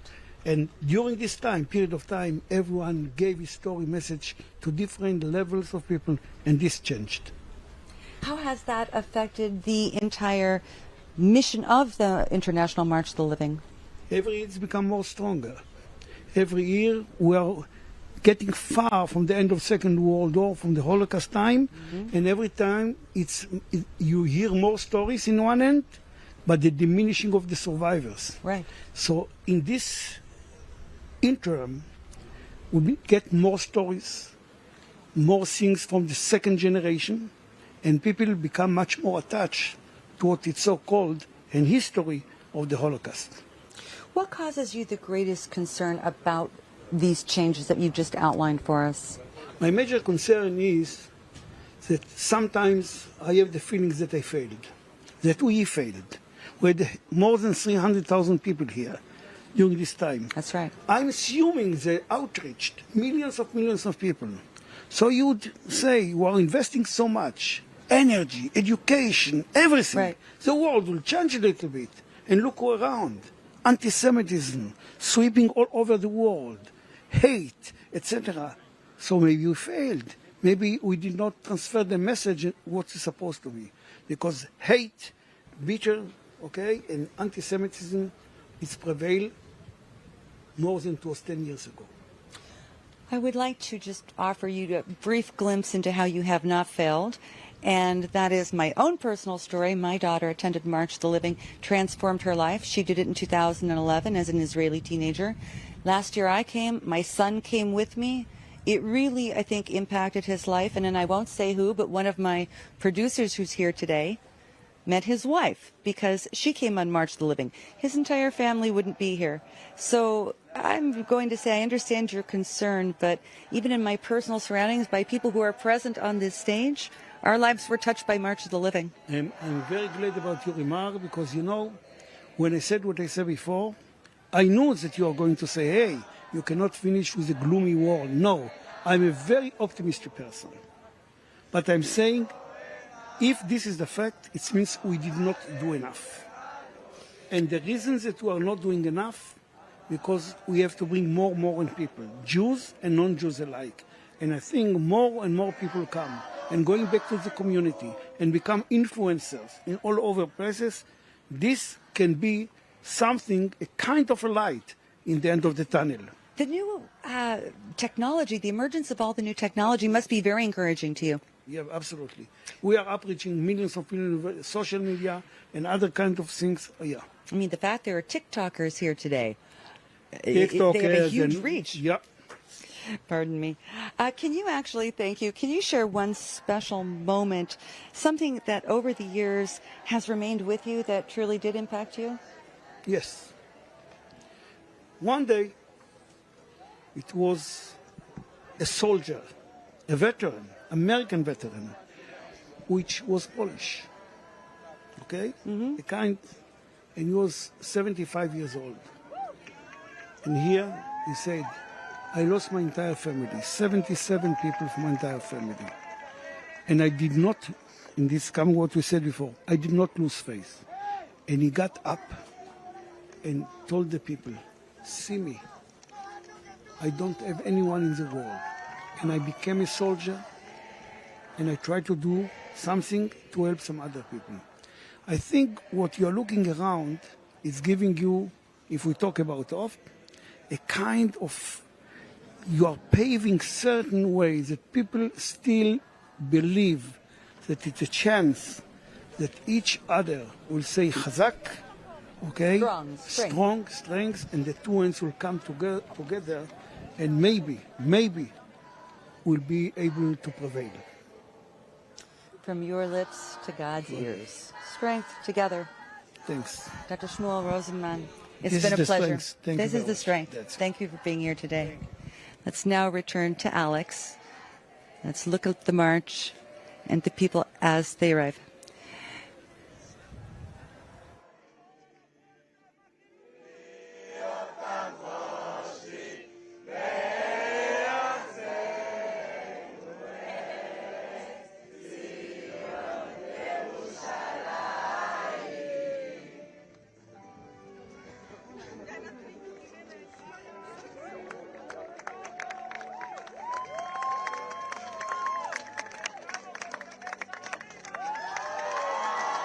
We're here with Paul Goldenberg, who is the Chief Policy Advisor for the Rutgers Miller Center for Community Protection and Resilience and Center on Policing. This is not your first March for the Living. Tell me why you're here again and why it's so important to be here. Yeah, this is probably my fourth year. The first two I came with my son. Last year was the first time working with Phyllis Heidemann and the Heidemann family that we decided to bring a large contingent of police chiefs here. With everything going on in the world, sometimes we forget that it's the police at the end of the day that are responsible for protecting not only the greater civil society, but in particularly the Jewish communities themselves. It's difficult these days to be a police officer. We're seeing crime going up in all kinds of cities, hate crimes in particular, and particularly anti-Semitic hate crimes are skyrocketing. What can you tell me about your message to police chiefs and other policing organizations about how they maintain control in their communities? You know, police chiefs are seeing the same thing that vulnerable communities have seen for ages and centuries. They themselves, not necessarily because of the color of their skin or their religion, but the uniform that they wear and what they represent, which are democratic values, and it's really the fabric that keeps us together as a country. So go the police. As we see standing in this place, the police were no longer a part of greater society, and we're tucked away into Nazism. So go the police, so goes our entire democratic values. So working with the police is more important for Jewish leaders, more important for leaders of any vulnerable community today than any other time in modern history. The police are under attack. The police are being murdered in the streets because of what they represent. The police are being called horrific names because of who they are, and they're also suffering PTSD at a greater rate than any other segment of society right now. So there is definitely a very close affiliation with how America's police are feeling right now, and I believe in my heart that they have a very keen understanding of how the Jewish community is feeling at this point in time. Just in the last days and weeks, we've seen all kinds of protests and encampments on university campuses. Eric Adams, who's the mayor of New York City, reported that many of the people who were arrested from Columbia's campus encampment last week were outside agitators. Are you seeing a lot of agitators trying to create chaos at the campuses and in cities and in other communities? Look, in my humble opinion, this is no longer about being pro-Palestinian or supporting a Palestinian state. In the United States of America, the right to protest and free speech, that's what we're based on. But there is no right for anyone to terrorize or put fear in the hearts and souls, particularly of Jewish students that are on campus right now. What I'm seeing right now is unprecedented. I have never seen a greater time in American history or in the 30-plus years that I've been in policing, how young students have fear for their safety. And it's no longer about whether someone has the right to free speech. When another group, in the name of a geopolitical event, goes after another group and terrorizes them with terroristic threats and chants for death, that absolutely is no longer just a civil right violation, but we're looking at potential hate crimes. And what tools do police officers have to try to keep protest movements from getting violent, from getting out of control in cities? Here's the problem. Many of the campuses are policed by either security departments or by campus police departments, all trying to do their best out there, all doing really good jobs, but they are not getting the support necessarily of the campus administrators and executives. And I don't think that the campus administrators themselves, who are very smart people with a lot of PhDs, quite understand the roles and responsibilities of what a police department under their tutelage can or cannot do. And some of these campus administrators are overstepping their bounds, and they're not letting their police do what they need to do. If a law is broken, that completely changes the rules of engagement from free speech, or changes the rules of engagement for peaceful protest. If laws are broken, the police need to do what they are trained to do, and that is to execute arrests, and that is to stop whatever is happening at that time that is putting others in fear for their lives, particularly right now, Jewish students. Paul Goldenberg, thank you for everything you're doing to protect the Jewish community in America. Stay safe out there, and thank you for being here on the March of the Living. Thank you. Thank you very much, and it's an honor to serve here. What an inspiring interview. Let's now take another look at all of the participants as they arrive. Tens of thousands, they're getting closer and closer. Many are, again, wrapped in the Israeli flag. I've also seen the American flag wrapped around participants as they make their way to the ceremonial grounds where the official ceremony will take place a short time from now. Will there be many performances, speeches made at the culmination of the March of the Living? We now wait for each of the participants to arrive. And when we talk about the Holocaust, it's interesting to delve into the usage and the etymology of the word itself. In English, Holocaust actually originated from Greek, and it meant a burnt offering, in apparent reference to the incinerations of victims' bodies. The term Holocaust incorporates also the non-Jewish victims, such as the Roma, the Sinti people, Soviet prisoners of war, Polish civilians. Many Poles died here as well, as they had been deemed as Untermenschen by the Nazis. They were intended for slave labor purposes. Jehovah's Witnesses were also murdered here. So Holocaust in general incorporates all those people. Now in Israel, the Hebrew term is predominantly used, that is Shoah. Shoah is a Hebrew word which can be translated into English as a catastrophic destruction. And it is used exclusively for the Jewish genocide in Hebrew.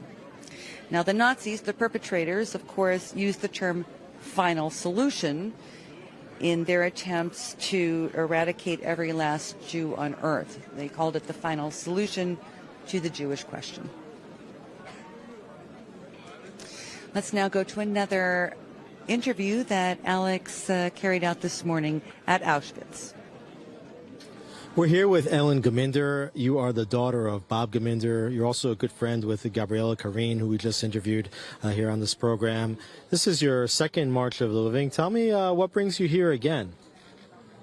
Well, I feel like it's my duty, actually, to carry on my dad's memories and his stories of how he survived, and then truly the remarkable things that he did after the war.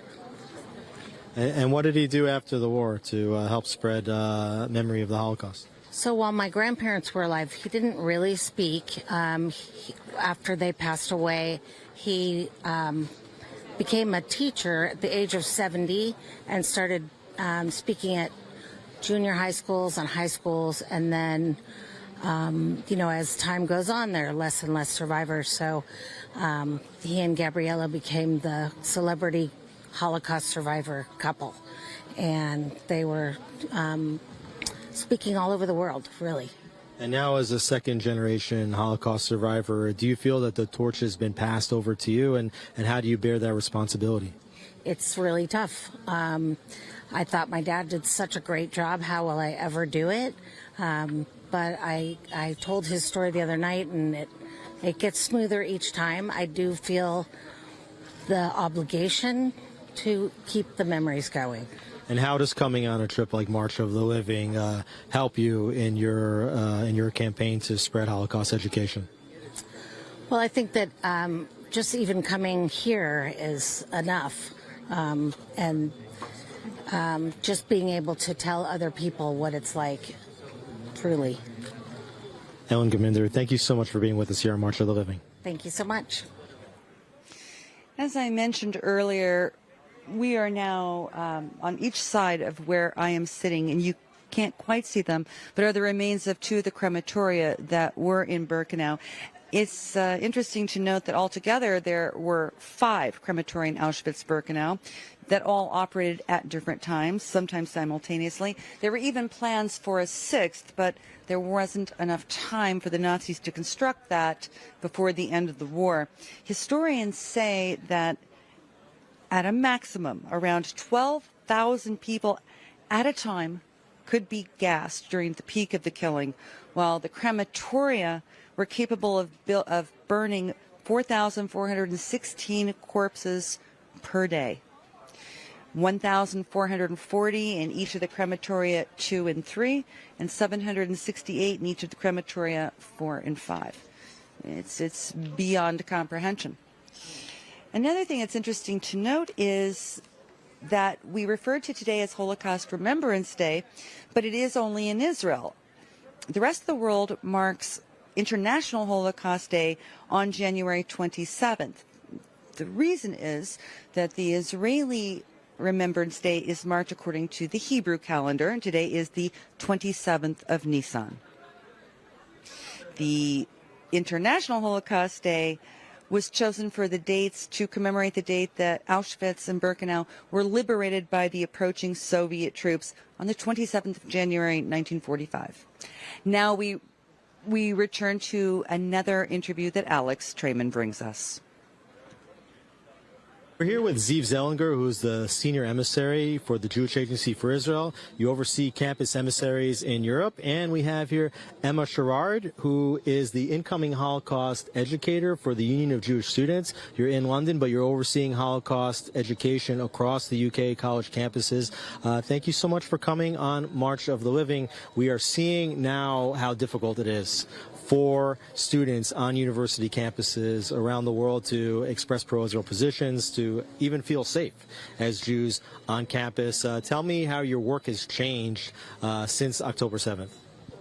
So all of the Jewish Agency Shlichim are working on campuses across Europe, and they see a spike in anti-Semitism, that all students feel like they're threatened and they have to hide their identity. So in the past, if they were able to openly express their Jewish identity, now they feel like they can only do it in a closed room, and they're really afraid of being exposed by other students on campus because of it. So the work we do is we really try to make them feel more comfortable, to support them and provide them with resources and educational materials to help them cope in those difficult times. Emma, you're a Holocaust educator. Tell me how important it is to come on a trip like March of the Living to, further your own knowledge about the Holocaust, and what message will you take here from Auschwitz and pass on to the students in university campuses where you are working? Holocaust education is hugely vital to the existence of Jewish people forever.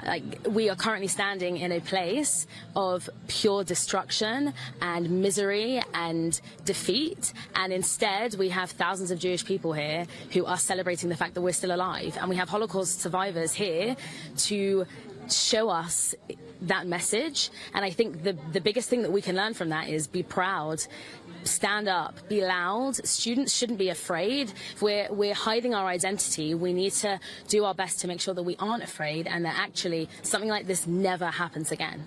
How powerful is it for you to speak with Holocaust survivors here? There's 55 Holocaust survivors on this trip. What imprint does that leave on you, on your soul, and in your work as an educator? Holocaust survivors are some of the most unbelievable people I've ever met. I have very close survivors to my heart who I have adopted like grandparents, and just talking to them, seeing their positivity, people who have gone through the worst that life can offer you, and instead are positive, enthusiastic, and optimistic, are a huge life lesson to all of us, that we should have that positivity through everything that we do and treat everything that we go through like a lesson and move forward to something better.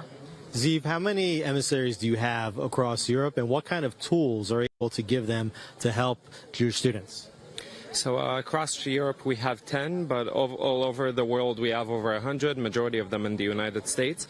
The kind of tools we provide them, a lot of educational resources, and our shlichim are leading the battle on many of those campuses with all the campaigns against anti-Semitism and against the BDS movement. So we provide them with all the tools that they need to be able to really fight that and support the Jewish students on their campuses and create alliances to the best of their abilities. Ziv Zellinger, Emmer Sherrard, thank you so much for being here with us on the March of the Living. Thank you for having us. Thank you. Emotion is really on the rise as we watch all of the participants arrive here for the final ceremony. We see delegations from all over the world. Earlier I saw a delegation from Greece. I saw a group of teenagers from Los Angeles wearing very vivid T-shirts to mark their group. You can spot flags and banners from different countries from literally around the world. Many come here with a great deal of knowledge and education about the Holocaust. Others who are young teenagers are just beginning to learn about the Holocaust. And coming here puts everything into perspective and again really makes a huge impact to be here. Let's now go to an interview that Alex carried out a short time ago in the midst of the procession. Rabbi Dov Klein, you are the Chabad emissary in Evanston, is that right, in Illinois, and you're also the rabbi of the International AEPI, which is the largest Jewish fraternity on university campuses. How many AEPI brothers are here on this march? Oh, there must be hundreds of our brothers here and thousands of our alumni. We just nonstop meeting people throughout this entire week. It's amazing to see the solidarity, number one for Israel, but so much of the understanding and the feeling for what today is, and being here in Auschwitz, commemorating 6 million people who lost their lives. This is something that touches the very core of who we are, because if you save a life, you save an entire world. And throughout this week, we learned about so many people here that have saved Jews. But over here now, we're commemorating those who passed. Now, this is obviously a very difficult time for students on university campuses, and I'm sure you're getting a lot of reports of intimidation and even occasionally violence on university campuses. What's AEPI doing in order to try to strengthen the Jewish community, Jewish student life on campus at a time when it's so difficult? AEPI is on the forefront right now in terms of combating a lot of these protesters, working with administrations to make sure that Jewish students are safe and secure. We're so proud of our AEPI brothers who are leading, who are out there in the counter protests and saying, hey, we're not scared, we're not going anywhere, this is our university, this is our home, and we're going to continue to be Jewish and proud to be Jewish, and we're going to continue to support Israel and be proud to be Zionists and be proud to that, because we understand that Jewish and Israel is intertwined, and you cannot take that away from us, and we won't let you take that away from us. It's amazing about how many of our students are out there just doing the positive. I myself was there when our encampment went up, and what they were singing and saying, number one, they were saying, how many Jews did you kill today? They were screaming from the river to the sea. Those are the things that we hear constantly. But they were also screaming, the final solution is now. We're saying back, release the hostages. We're saying back, never forget is now. Rabbi Dov Klein, thank you so much for being with us here on March for the Living. Thank you so much for having me. Next up, we have another interview that Alex carried out earlier today at Auschwitz with Pastor Larry Hutch, who, together with his wife Liz, they're the founders and senior pastors of the New Beginnings Church, which the mission of which is to stand with Israel and to help bring down barriers between Christians and Jews. Also joining in that interview is the leader of the Keren HaYesod organization, Sam Grunberg. I'm here with Sam Grunberg, who is the world chairman of Keren HaYesod, and also with Pastor Larry Huck of the New Beginnings Church and also the Pastor Larry Huck Ministries. Sam, Keren HaYesod, one of the largest non-governmental agencies in Israel. You've been working with Pastor Huck for a long time, and you've also been a veteran of this trip. Tell me why you're here again and what you're doing in 2024. Sure, Alex. So Keren HaYesod is one of Israel's 4 founding national institutions, working in 60 campaigns or Jewish communities around the world in 45 countries. And I've been in my position now for 5.5 years, and Pastor Larry Huck and his ministries have been working with Keren HaYesod for at least a decade and been involved in Israel for longer than that. And this is actually the second time that Pastor Larry has come on March of the Living. And this year he brought with him and is leading, under the auspices of Keren HaYesod, is leading a delegation from his church of leaders to come and to see and to experience and to stand up for Israel and to learn and to bear witness. Pastor Huck, it's a difficult time around the world for Jews. We're seeing scenes on university campuses, anti-Israel protests in the cities, a lot of hatred on social media. And you would get the sense, as an Israeli looking at what's taking place, that Americans are not supportive of Israel the way they used to be. But I believe that you represent a different delegation, a different demographics of people. Tell me a little bit about what you think the support for Israel in the United States looks like right now. Yeah, Alex, you know, in every interview we've done, we say what you're seeing on the media, what you're seeing at these college campuses, these guys are the loud minority. The majority of people in America love Israel, love the Jewish people, hate what we're seeing with anti-Semitism, not only in America, but with England, Europe, Australia.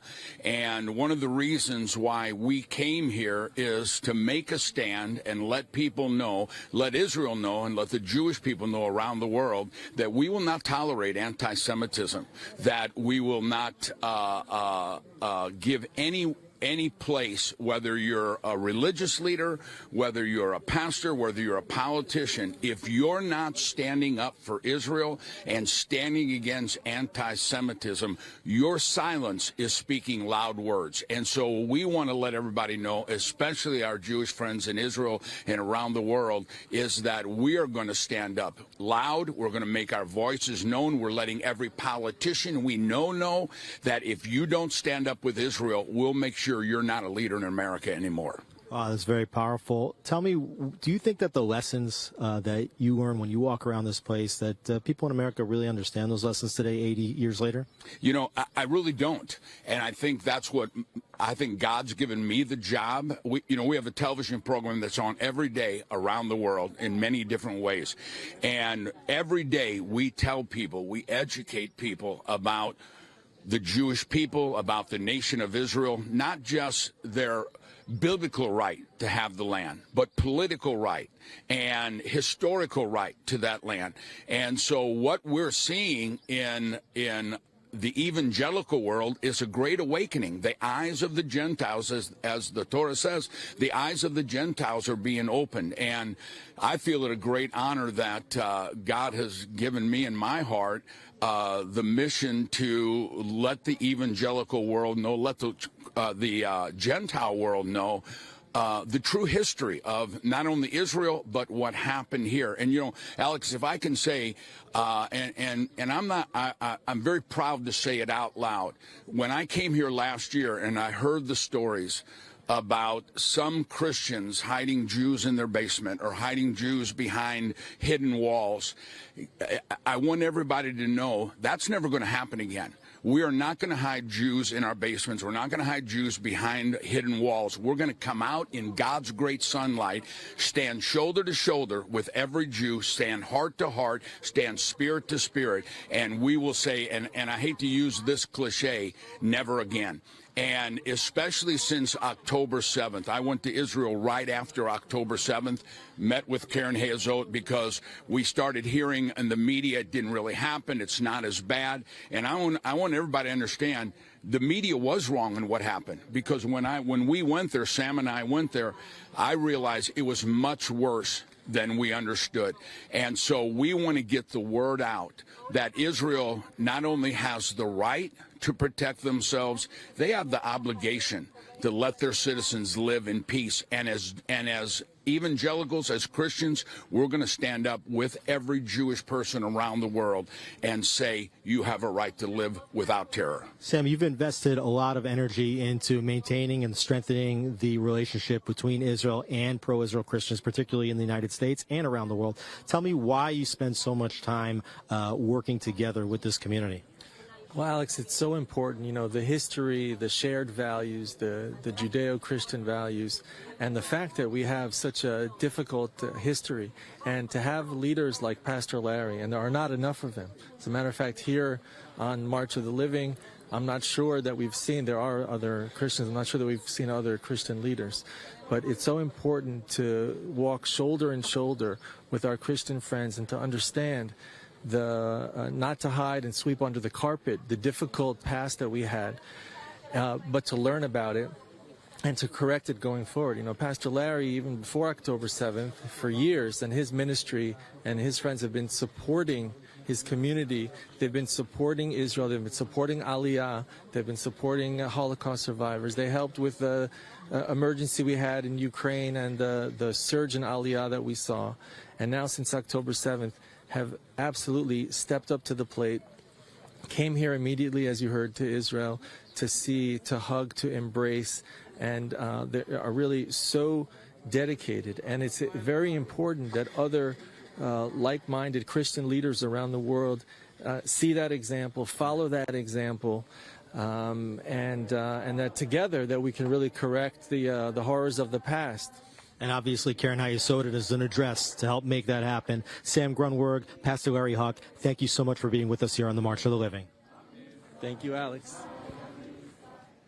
Let's now go to Alex for an interview with the Multi-Faith Group.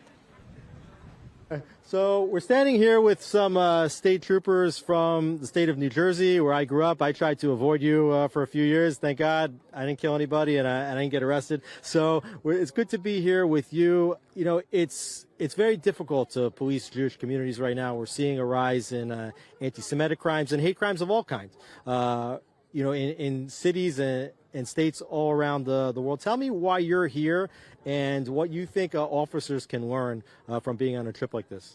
Thank you. Well, we had a delegation here last year for the first time, and we read a proclamation at this event and promised to bring our younger troopers and officers back to teach about the Holocaust and when the voice of the voiceless don't do that and don't step up and do the right thing. So, and then October 7th happened.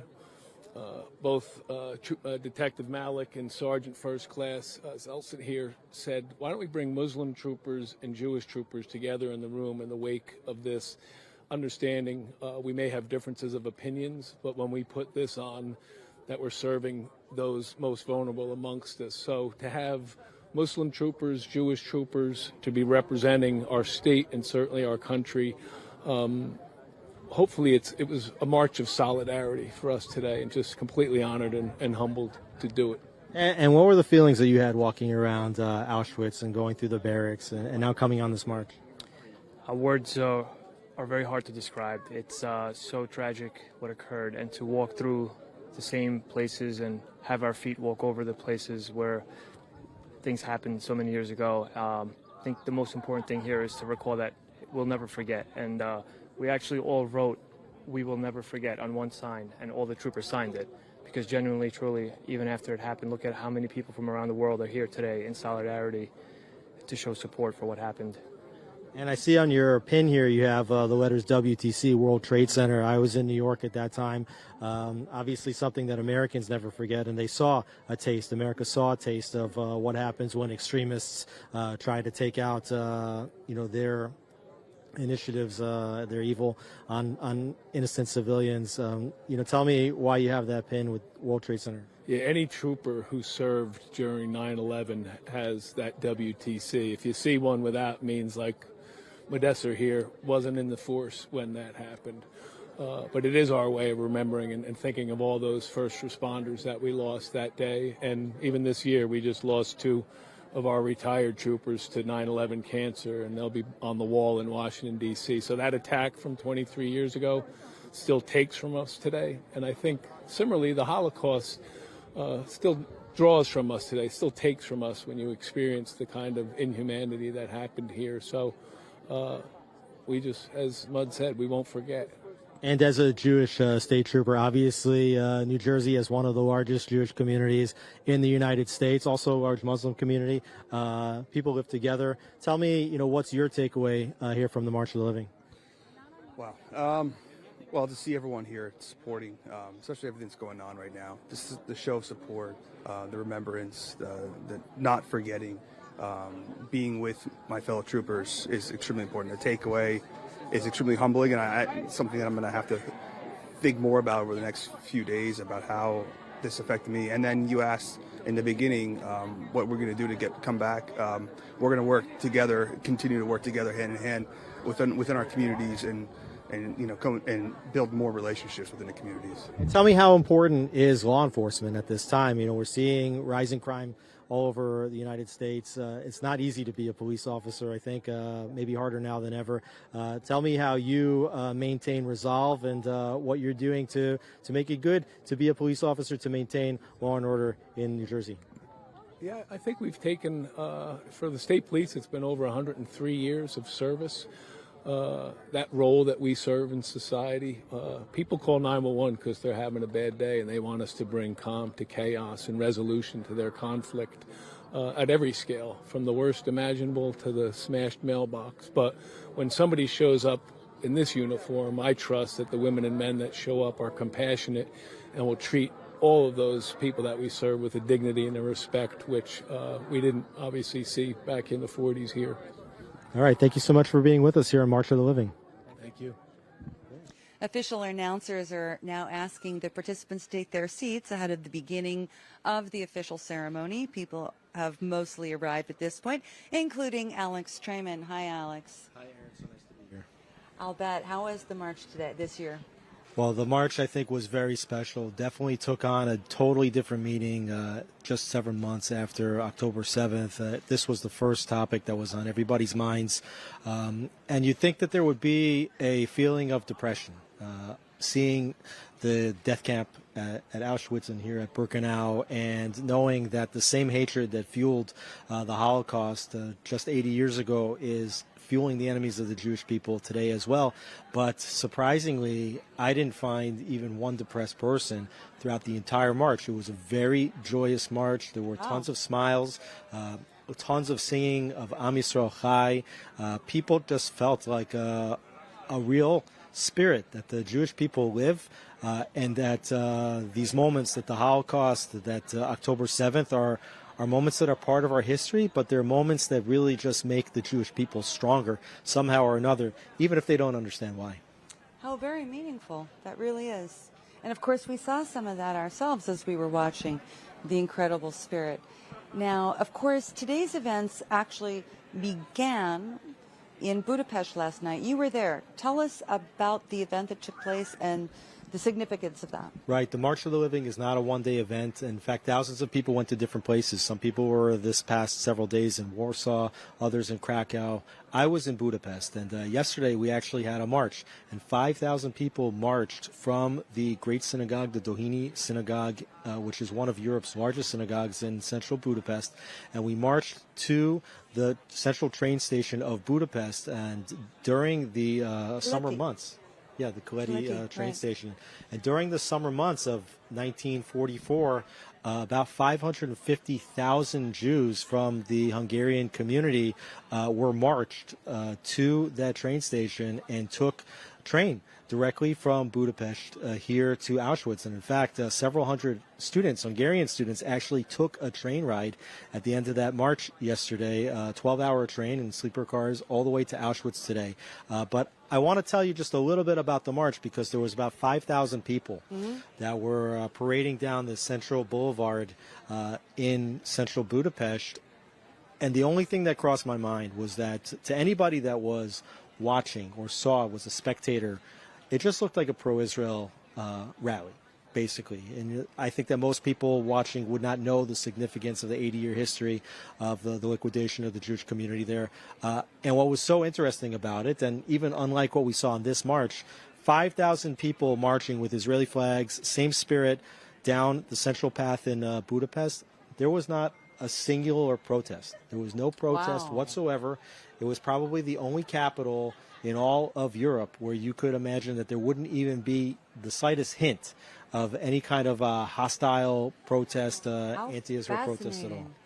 How encouraging that must have been. Well, not encouraging to think what would have happened if this march was taking place in London right now, True. or in Paris, or in New York. But New York. But a lot of credit to the people of Hungary, to the leadership of Hungary, for being a strong and important ally of the State of Israel. And even though Hungary has, like many countries in Europe, its own past with anti-Semitism today, we just didn't see it at all in that march yesterday. I want to mention just briefly that joining us here today is an 82-year-old Holocaust survivor from Hungary. Her name is Marian Miller. She was born in Budapest in 1942. And during the ceremony itself, she's going to join an Israeli singer called Tal Sandak in performing a musical rendition of a poem that her cousin wrote the music for.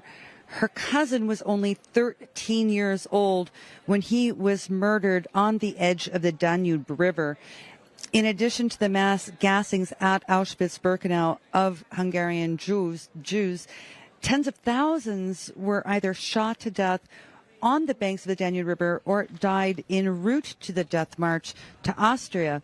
In fact, on the Danube River today, there is a very, very moving statue that is symbolic of when the Nazis and their Hungarian Arrow Cross collaborators held mass executions in Budapest between November 1944 and January 1945. Alex, I understand that this is something you looked at yourself. Yeah, Aaron, we were at a ceremony marking the shooting of, like you said, thousands of Jews right on the banks of the Danube, and there is a very poignant monument there of bronze shoes built into the wall that is right up on the edge of the Danube River.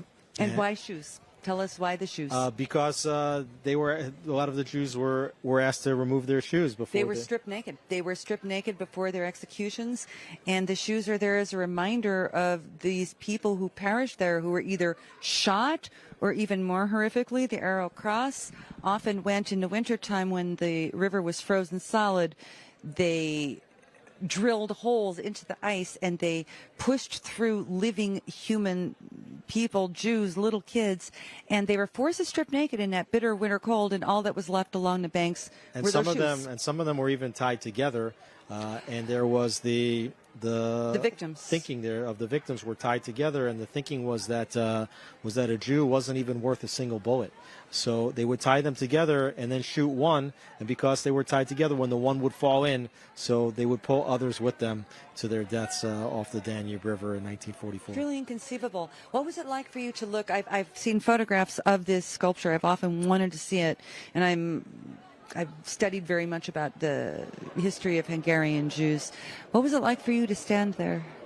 Well, there was a lot of very moving symbols in Hungary, but if you were there and you didn't know what it was, and you look down, there's a little plaque, and the plaque says that this monument was there to commemorate victims that were killed by armed militiamen in 1944. So it doesn't even mention Jews, and it doesn't mention that they were killed by Hungarian Nazis.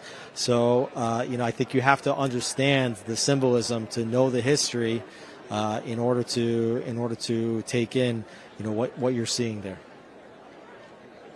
Let's turn back to where we are today here in Poland. And again, the official ceremony is about to start. How many times have you visited here, and what have you found to be the most moving aspects of the official ceremony? Well, this is the third March of the Living that I've participated on. And, here we are in Birkenau, and if you look behind me, it's something like 100 football fields worth of flat space where 1.1 million Jews were killed in a very short period of time. But just 3 kilometers away from here is the Auschwitz concentration camp. And many people have seen the concentration camp in movies, in historical videos, and it feels a little bit like a movie set. But the other thing that it feels like when you're walking around, and this is a feeling that I had already in my first time here in 2019, was that it feels like an Ivy League university campus. The way you have these brick buildings laid out among the grass, and you have the brick laying on the sidewalks, and just to see what's going on in the Ivy League university campuses today, and to feel that Auschwitz, feels viscerally, and again, this is a feeling I had way before October 7th. It feels like a university campus. So a strange parallel between what we're experiencing these weeks on university campuses and what took place over 80 years ago in Auschwitz. It's interesting to point out that unless someone has visited here and unless they are aware of it, Auschwitz, it had originated as, the Nazis took over some Polish army barracks that were right outside of Auschwitz in Polish, which they then called Auschwitz. And the original buildings are still standing. Well, the Nazis refurbished and they renovated and they enlarged those barracks and for the functioning for their purposes. But Auschwitz has been preserved as a museum. You can go into each building that you referred to, which are called blocks by number, and different blocks where medical experimentation took place or gassings. But Birkenau here is open. It's a place of contemplation. Don't you? Correct, yes. A lot of the buildings have been destroyed, and just about 100 meters to our side, you can see the concentration camps which were bombed. Yes, a lot of deep contemplation to think how many Jews died in such a small place in such a short period of time. I think the contrast between the two is also, I think it was well thought out, that here you can walk quietly where so many people were murdered, and especially the Hungarian Jews, in just the span of a few months. I mean, it's just shocking. Do you think that you can, until this day, truly comprehend the massive attempted genocide here? I mean, it was more than an attempt. This was a systematic extermination of They didn't the Jewish succeed. people. They didn't succeed. They but succeeded to a technically large you're extent. I mean, that's why we're celebrating here, commemorating here, and it's very hard to wrap your head around what actually took place here. You can come here many times and you leave just as disturbed each time as the time before, and perhaps that's what draws me back to participate in this march again and again, because we can never forget. And what's so wonderful is to see more and more people recognizing the importance of studying this horrific moment in the history of the Jewish people, and realizing that if we don't learn what happened to us in the past, we will never be able to prevent it from happening again. Very good point. I think that we are getting ready to now go over to the start of the official ceremony. Is it underway? I'm looking for someone to let me know. It's going to start any moment now, so. About 3,000 people here today on the march. It's really a beautiful day here. I've participated in the march when it's been colder, when it's been raining, which I think is part of the experience that a lot of the Jews that suffered through the Holocaust had to go through the bitter winters of Poland. This year, because it's a leap year in the Jewish calendar and we have an extra month of spring, the Holocaust Memorial Day is actually taking place in early May. It's a beautiful spring day here, and I think that's part of what is contributing to the warm atmosphere among many of the participants. Earlier I was... The ceremony is now getting underway. Let's go there directly. Good afternoon. My name is Greg Maisel, and on behalf of the International March of the Living, I welcome you to this afternoon's Yom HaShoah ceremony. Holocaust Remembrance Day is a day of remembering the past, but this year is also one of looking with trepidation and concern at the present and to the future. This year we stand here in Birkenau at the place where over 1 million Jews were tortured, starved, murdered and burnt alive, and we make a solemn commitment to combat anti-Semitism, racism and hatred. Today we are privileged to be joined by 55 Holocaust survivors from Israel,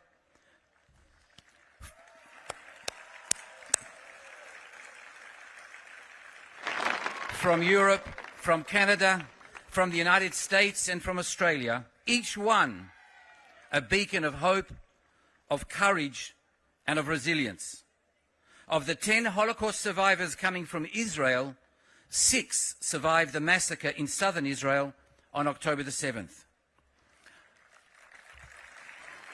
I invite our honored Holocaust survivors to please rise so we can thank you by name personally for helping create a new generation of witnesses.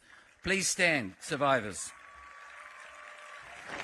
Paul Alexander, Peter Baruch, Walter Bingham, Esther Fairblom, Gabor Faludi, Gabor Fedrid, Gabor Nefedrid, Barbara Maria Frankis, Renee Friedman, Danit Gabay, Alfred Garwood, Jacqueline Glixman, Herschel Greenblatt, Bella Chaim, Alan Hall, Peter Hallas, Yvonne Hallas, Diak Yashnone, Matyashne Yavo, Gabriela Karin, Aviva Kainan, Friedrich Korodi, Gabor Kovac, Yves Kugler, BEM, Eva Cooper, Peter Lantos, MBE, Nate Leipziger, Daniel Luz, Marianne Miller, Gierdni Mishuv, Susanna Moore, Georgine Nash, Dr. Ernone Nod,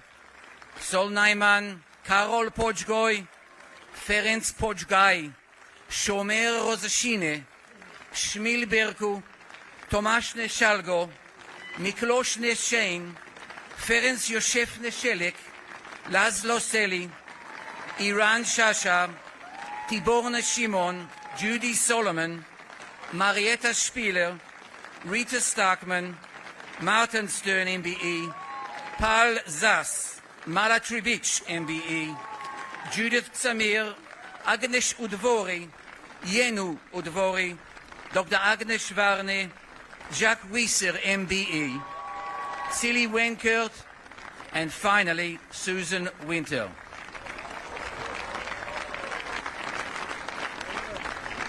To our survivors, thank you. Thank you for your bravery, for your courage, and for keeping the torch of Holocaust memory alive.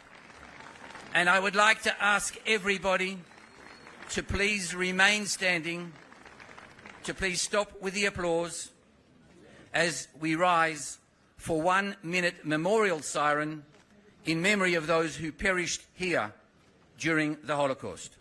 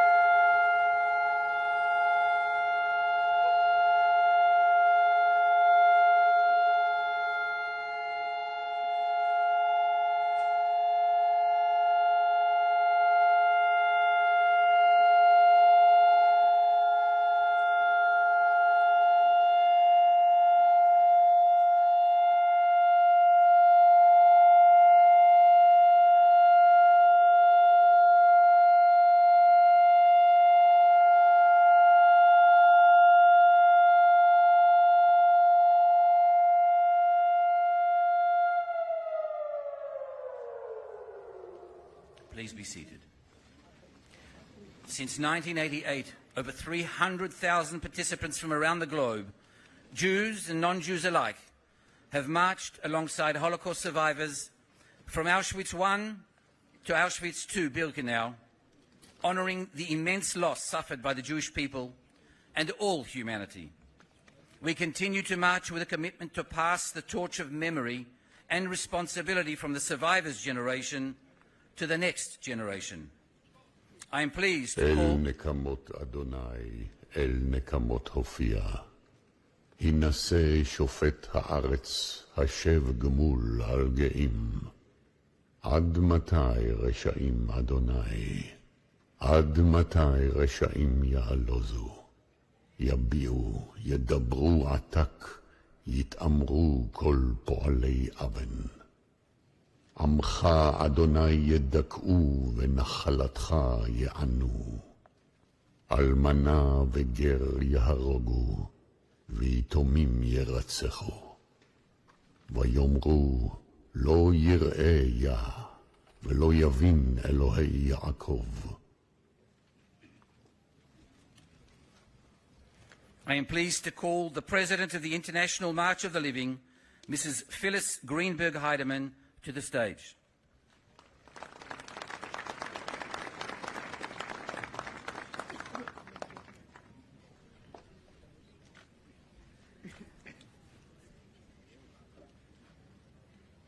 Advocates for the future. Advocates for the future.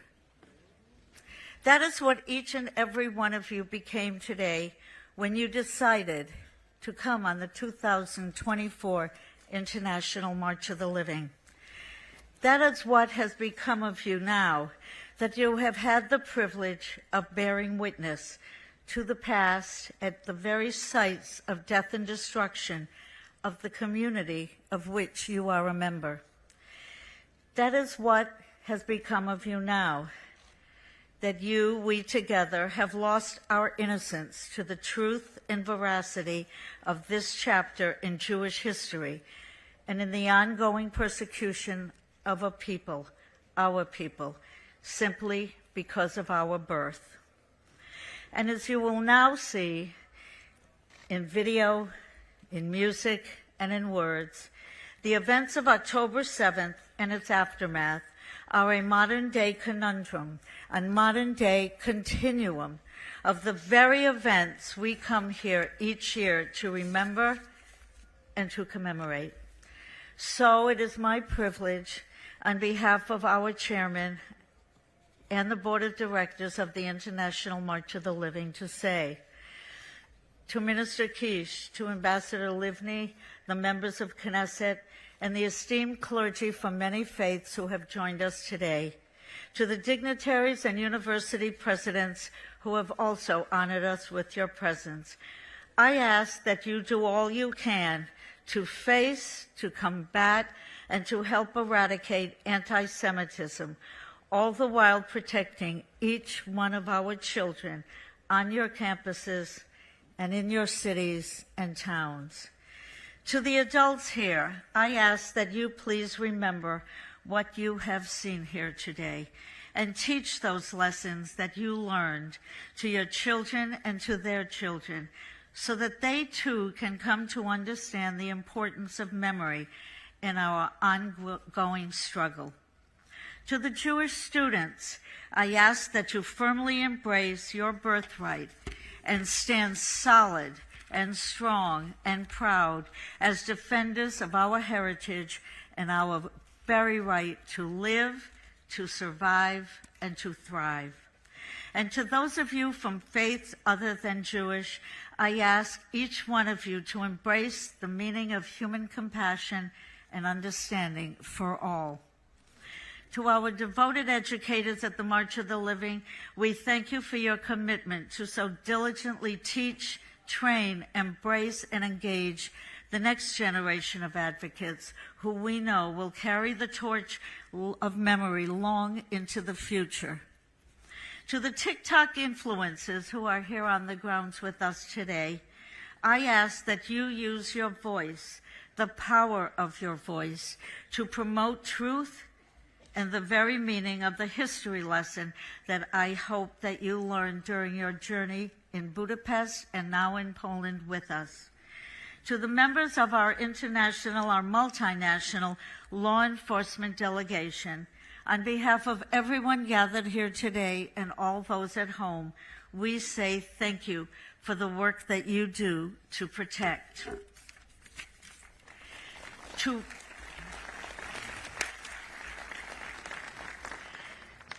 Rav Lau and to all his fellow survivors who are gathered here with us, and on whose very shoulders each one of us are privileged and blessed to stand.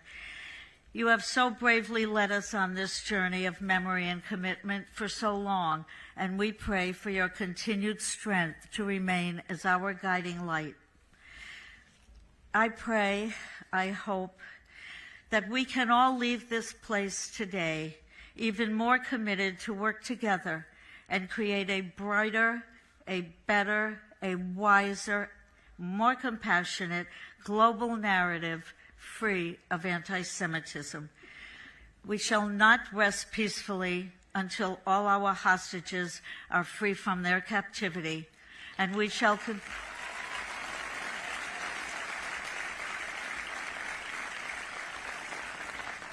and we promise, young, middle, and old alike, to carry the torch of memory on behalf of all those who no longer have voice. For there is no place at all for hatred in a society determined to endure. And we, the Jewish people, are determined to endure. Am Yisrael Chai.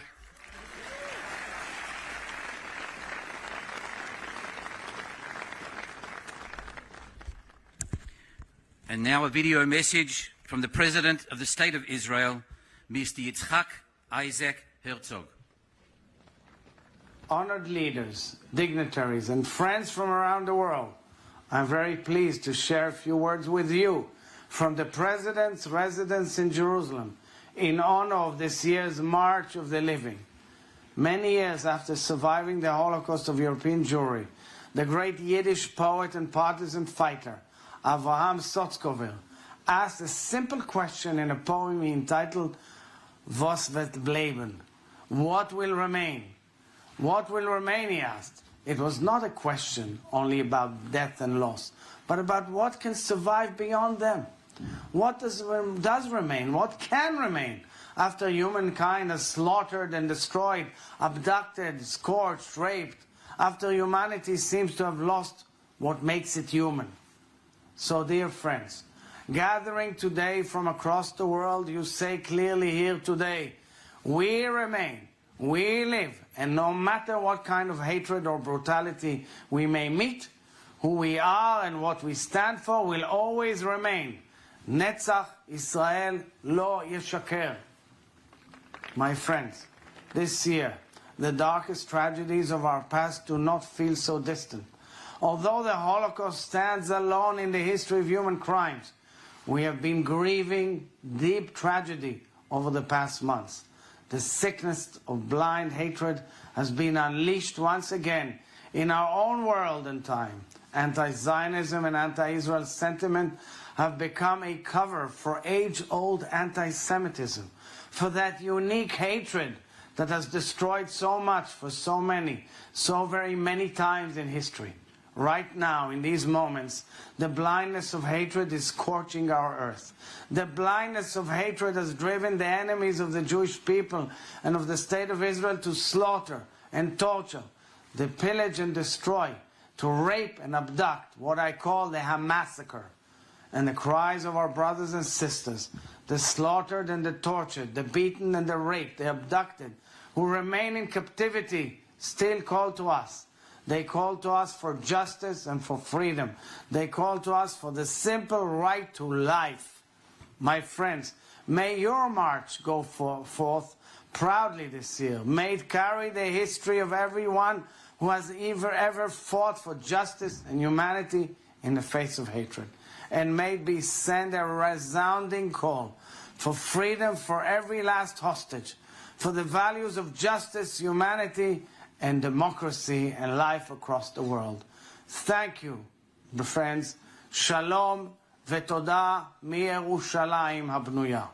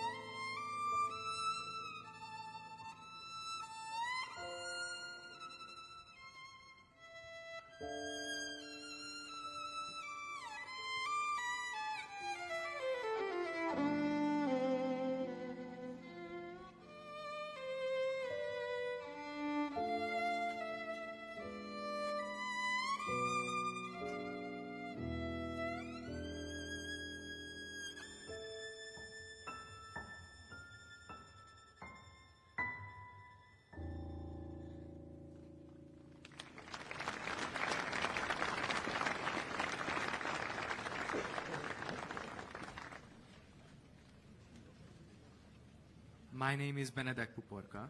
My name is Bodza Bodrogi, and we represent the Hungarian March of the Living delegation. Yesterday, thousands of people marched in Budapest in memory of the Hungarian Jewish community destroyed in the Shoah. 80 years ago, within just few weeks, over 500,000 Hungarian Jews, including babies, children, and the elderly, were transported here by train, with most of them meeting their tragic end in the crematoria. Last night, in their memory, 500 students, accompanied by community leaders, embarked from Budapest on the train of the living, retracing the same journey taken by the Hungarian Jews 80 years ago. It was a night of commemoration, reflection, and a collective commitment to remember our Jewish brothers and sisters who were murdered here. For as long as we live, they too will live in our hearts and our actions. They will never ever be forgotten. Torches will now be lit. The first torch will be lit in memory of the 565,000 Hungarian Jews who perished in the Shoah. I am honored to invite Mr. Gabor Gordon, Chairman of the March of the Living Hungary, to join Benedek and Borja.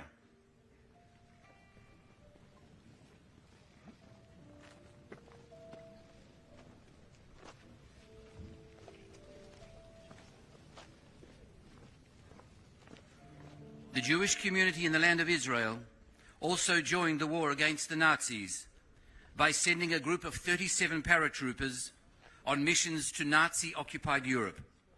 One of them was Hannah Senesh, a young woman who left Hungary after experiencing severe antisemitism at high school. She immigrated to the land of Israel in 1939 and on 1944 was sent to rescue Hungarian Jews, including her family, that were about to be sent to their deaths in Auschwitz. On November the 7th, 1944, Hannah Senesh was executed by firing squad after being arrested by the Nazis. In 1942, seating on a beach in Israel, looking at the beauty and not knowing what was going to happen, she wrote, Eli, Eli, shelo yigamer le'olam. O Lord, my God, I pray that the beauty never ends. The sand and the sea, the rush of the waters, the crash of the heavens, the prayer of humanity. This song will be performed by Israeli singer Noah Kirel, a third generation of Holocaust survivors. 60 members of the Kirel family from Austria perished here in Auschwitz. Through her life and her music, Noah continues to proudly carry on the name of her family and their legacy. Noah, bevakasha.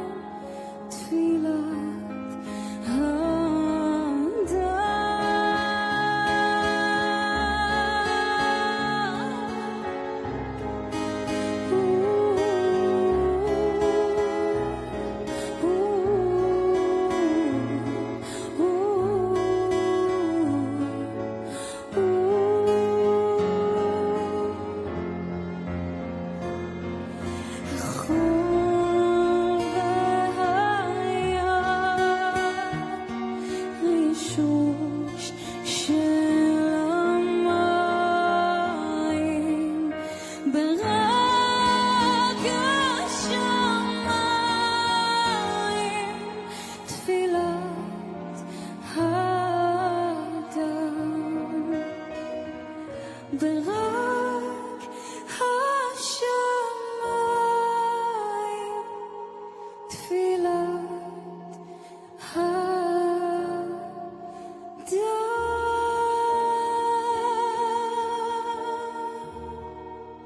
תודה רבה.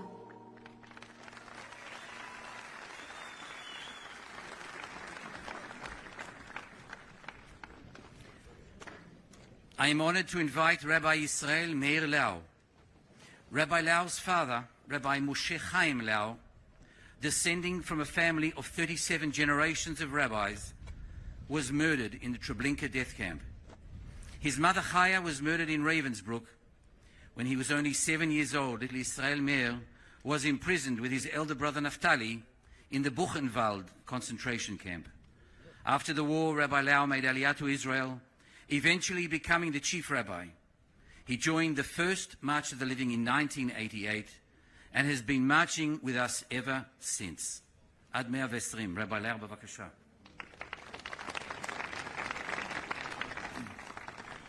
Shalom uvracha. Baruchim abayim b'shem Hashem. That's right. I'm privileged to be here from the very first March of the Livings of 1988. Been 36 years already. There were 7 members of the Israeli parliament, the Knesset, joining us in the first march. Unfortunately now, not even one of the Knesset of Israel is able to come and to take a part in the march. I speak about the march here in Birkenau because I have very deep roots, first of all, to this land. My father was born in Lvov, later Lemberg, today Ukraine. This was Poland. My mother was born here in Krakow. My brothers were born in Krakow. I was born not far in Piotrków Trybunalski in Poland.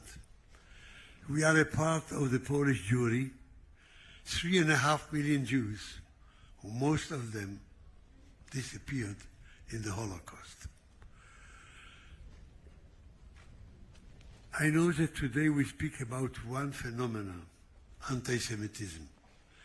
We didn't speak about it like this a year ago, 2, 5, 10 years ago. What happened? I don't know. I can only understand that this is a disaster, a physical not. It must be something in the minds of people. What do I mean?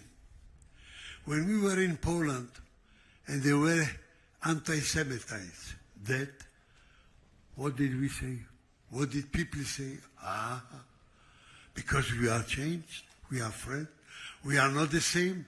Look at the coats, look at the hats, look at the beards, look at the Shabbat, look at the Pesach. They are different. They are not the same. And we hate the one who is different, who is not the same. But 1 kilometer from Poland was Germany. We looked like them exactly. We spoke a beautiful German. In the same coats, with no streimel, with no hats. Same thing, same behavior. Universities, and how? What did we give to them? Families like Rothschild, personalities like Professor Einstein. So did they love us because we were the same? No. So in Poland they didn't love us because we are strange. In Germany, because we were the same. In every underground in Europe, you could meet a word like Jews go to Palestine. Jews go home to Palestine. They didn't love someone who lives in their homes and he is not independent. Give him a home and he will behave like the others. He will be beloved and appreciated by the others. So we came home. This week, next week, will be the birthday of Medinat Israel. The state of Israel was born the same month of March. And do they love us? Ask the people of the Hamas. Ask the people of all the other Arab countries, our neighbors. We are like the others. We have a home. Do they love us? No. So they hated us because we didn't have a home. Now here in the Middle East, you hate us because we have a home. So decide, what do you want? We want to exist. We want to live.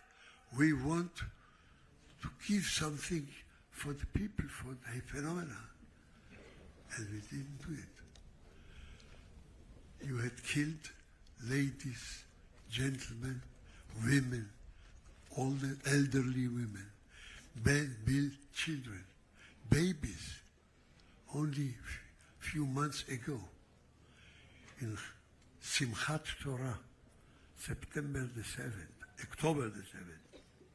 What did we do? What did the children do to you? Why is this hatred?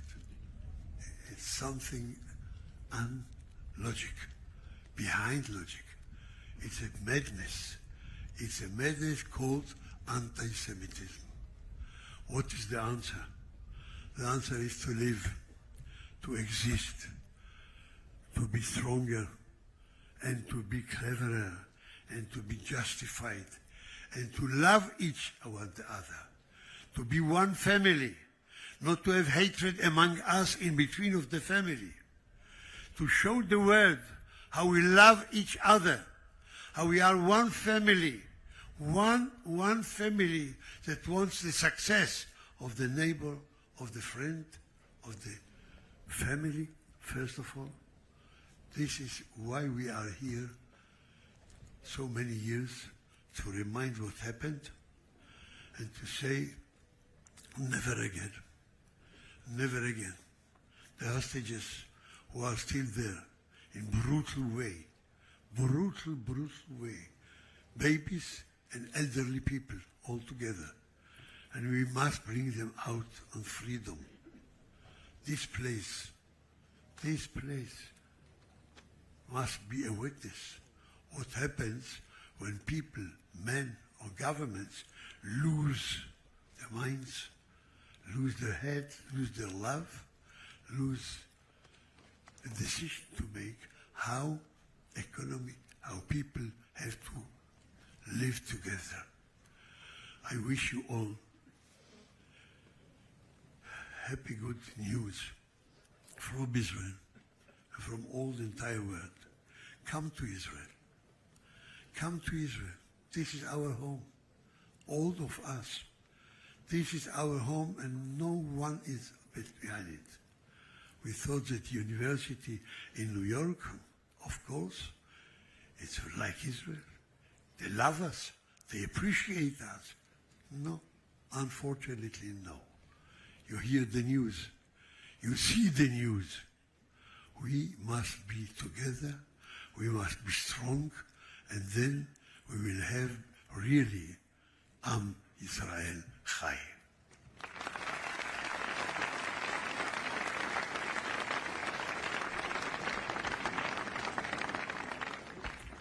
The second torch will be lit by 6 Holocaust survivors from southern Israel in memory of those who perished in the Shoah and those who lost their lives on October the 7th. Having survived the Shoah 80 years ago, they bear the name Survivor again. שלום, אני צילי ונקרט. אני ניצולת שואה בין המעטים שישנם. אני סבתא של עומר, ש6.5 חודשים הוא חטוף מהחמאסניקים. אני דניאל לוז, נולדתי בפריז, שרדתי את השואה, ב7 לאוקטובר הייתי בבארי. אני ז'קלין גליקסמן, נולדתי בקזבלנקה. בשנת 42 הגיעו הגרמנים, ואז אנחנו פשוט ברחנו ממרוקו. ואני גרה היום בקיבוץ עין השלושה.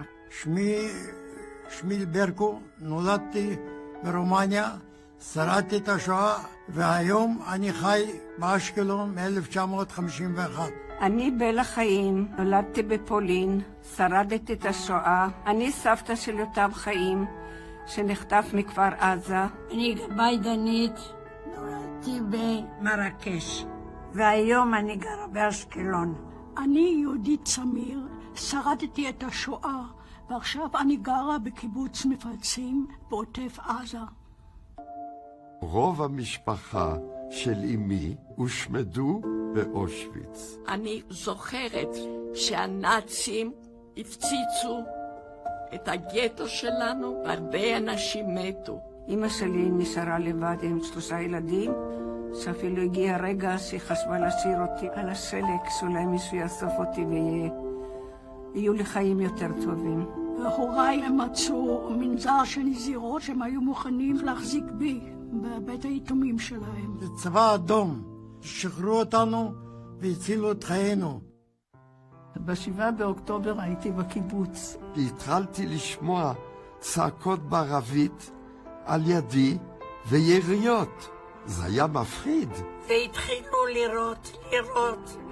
הבן שלי מארצות הברית, הוא אומר לאשתו,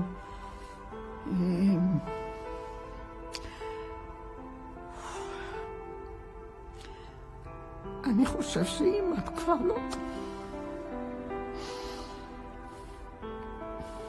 שמעתי את הבום ועשיתי סיבוב בבית, ראיתי, נשארתי בלי חלונות. ב8:30 הוא שלח לי הודעה קולית. אני סבתוש, תודה. אני קצת בלחץ, יש פה מחבלים בתוך הקיבוץ, אבל כרגע אני שומר על עצמי, בסדר. אין לנו מדינה אחרת. אין לנו מקום אחר איפה להיות. הפעם עצת בשם יותם, שהיה חטוף, היה גיבור, והוא שרד ולא שרד.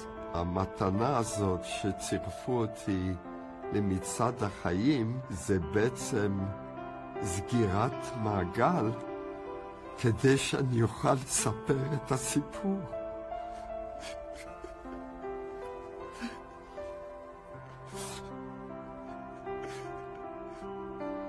את הסיפור שגם מה שהם עברו, כל אלה שלא היה להם המזל שלי. עכשיו זה הרגע, צריך כן להזכיר לעולם שהעם היהודי חי, ואנחנו לא מוכנים שזה יקרה לנו שוב.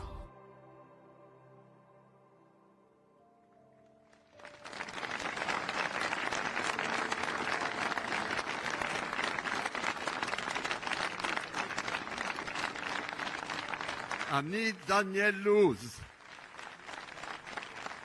בשואה הייתי עם משפחתי ב3 מחנות הסגר בצרפת. ילד בן 10 עם אחות ואמא במחנה אחד ואבא במחנה אחר. 4 שנים בנפרד. ניצלנו בנס, אבל 10 אחים ואחיות של אמי וגם 2 בני דודים שלי נרצחו לא רחוק מכאן, באושוויץ הנורא. בשנת 1949 הגעתי למדינת ישראל. התחלתי לנשום מחדש. חייתי בקיבוץ נירים בנגב, ובשנים האחרונות בקיבוץ בארי. השנה, ב6 באוקטובר, חגגנו יום הולדת 78 לקיבוץ. ב7 באוקטובר כבר היינו בני ערובה בביתנו, כשמחבלי החמאס נכנסו לקיבוץ. זה היה פחד מוות. זה היה מפחיד אפילו יותר ממה שאני זוכר כילד במלחמה ההיא.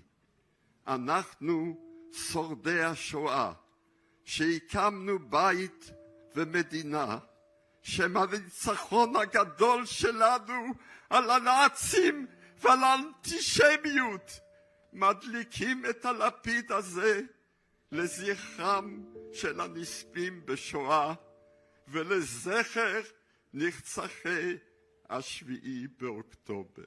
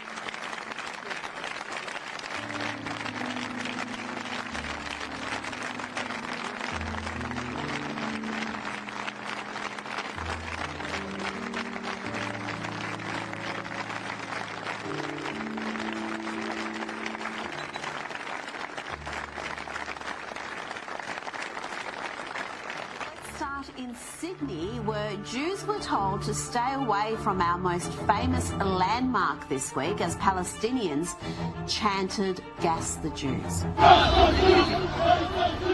Anti-Semitism in America haunting Jewish communities from coast to coast. More than 100 graves damaged or overturned in the Jewish cemetery in Philadelphia. In Germany, a synagogue was targeted with Molotov cocktails. I've asked my husband not to speak Hebrew to our son in the streets. But I always have this feeling that we're not safe. Über 400 antisemitische Überfälle gezählt. Dozens of Stars of David stenciled on buildings in a neighborhood in southern Paris. Il y a 2 jours, ces graffitis antisémites comme ceci, partout en France. Someone put up a sign with my name on it with a legend that said Martyros Zionist. We have to speak up and set our stories to finally end with antisemitism. Is that the best you got? And a far right-wing crowd giving the fascist salute in Italy. I remember when I was a little boy growing up in Poland. After the rise of Germany, things changed even in Poland, and especially after the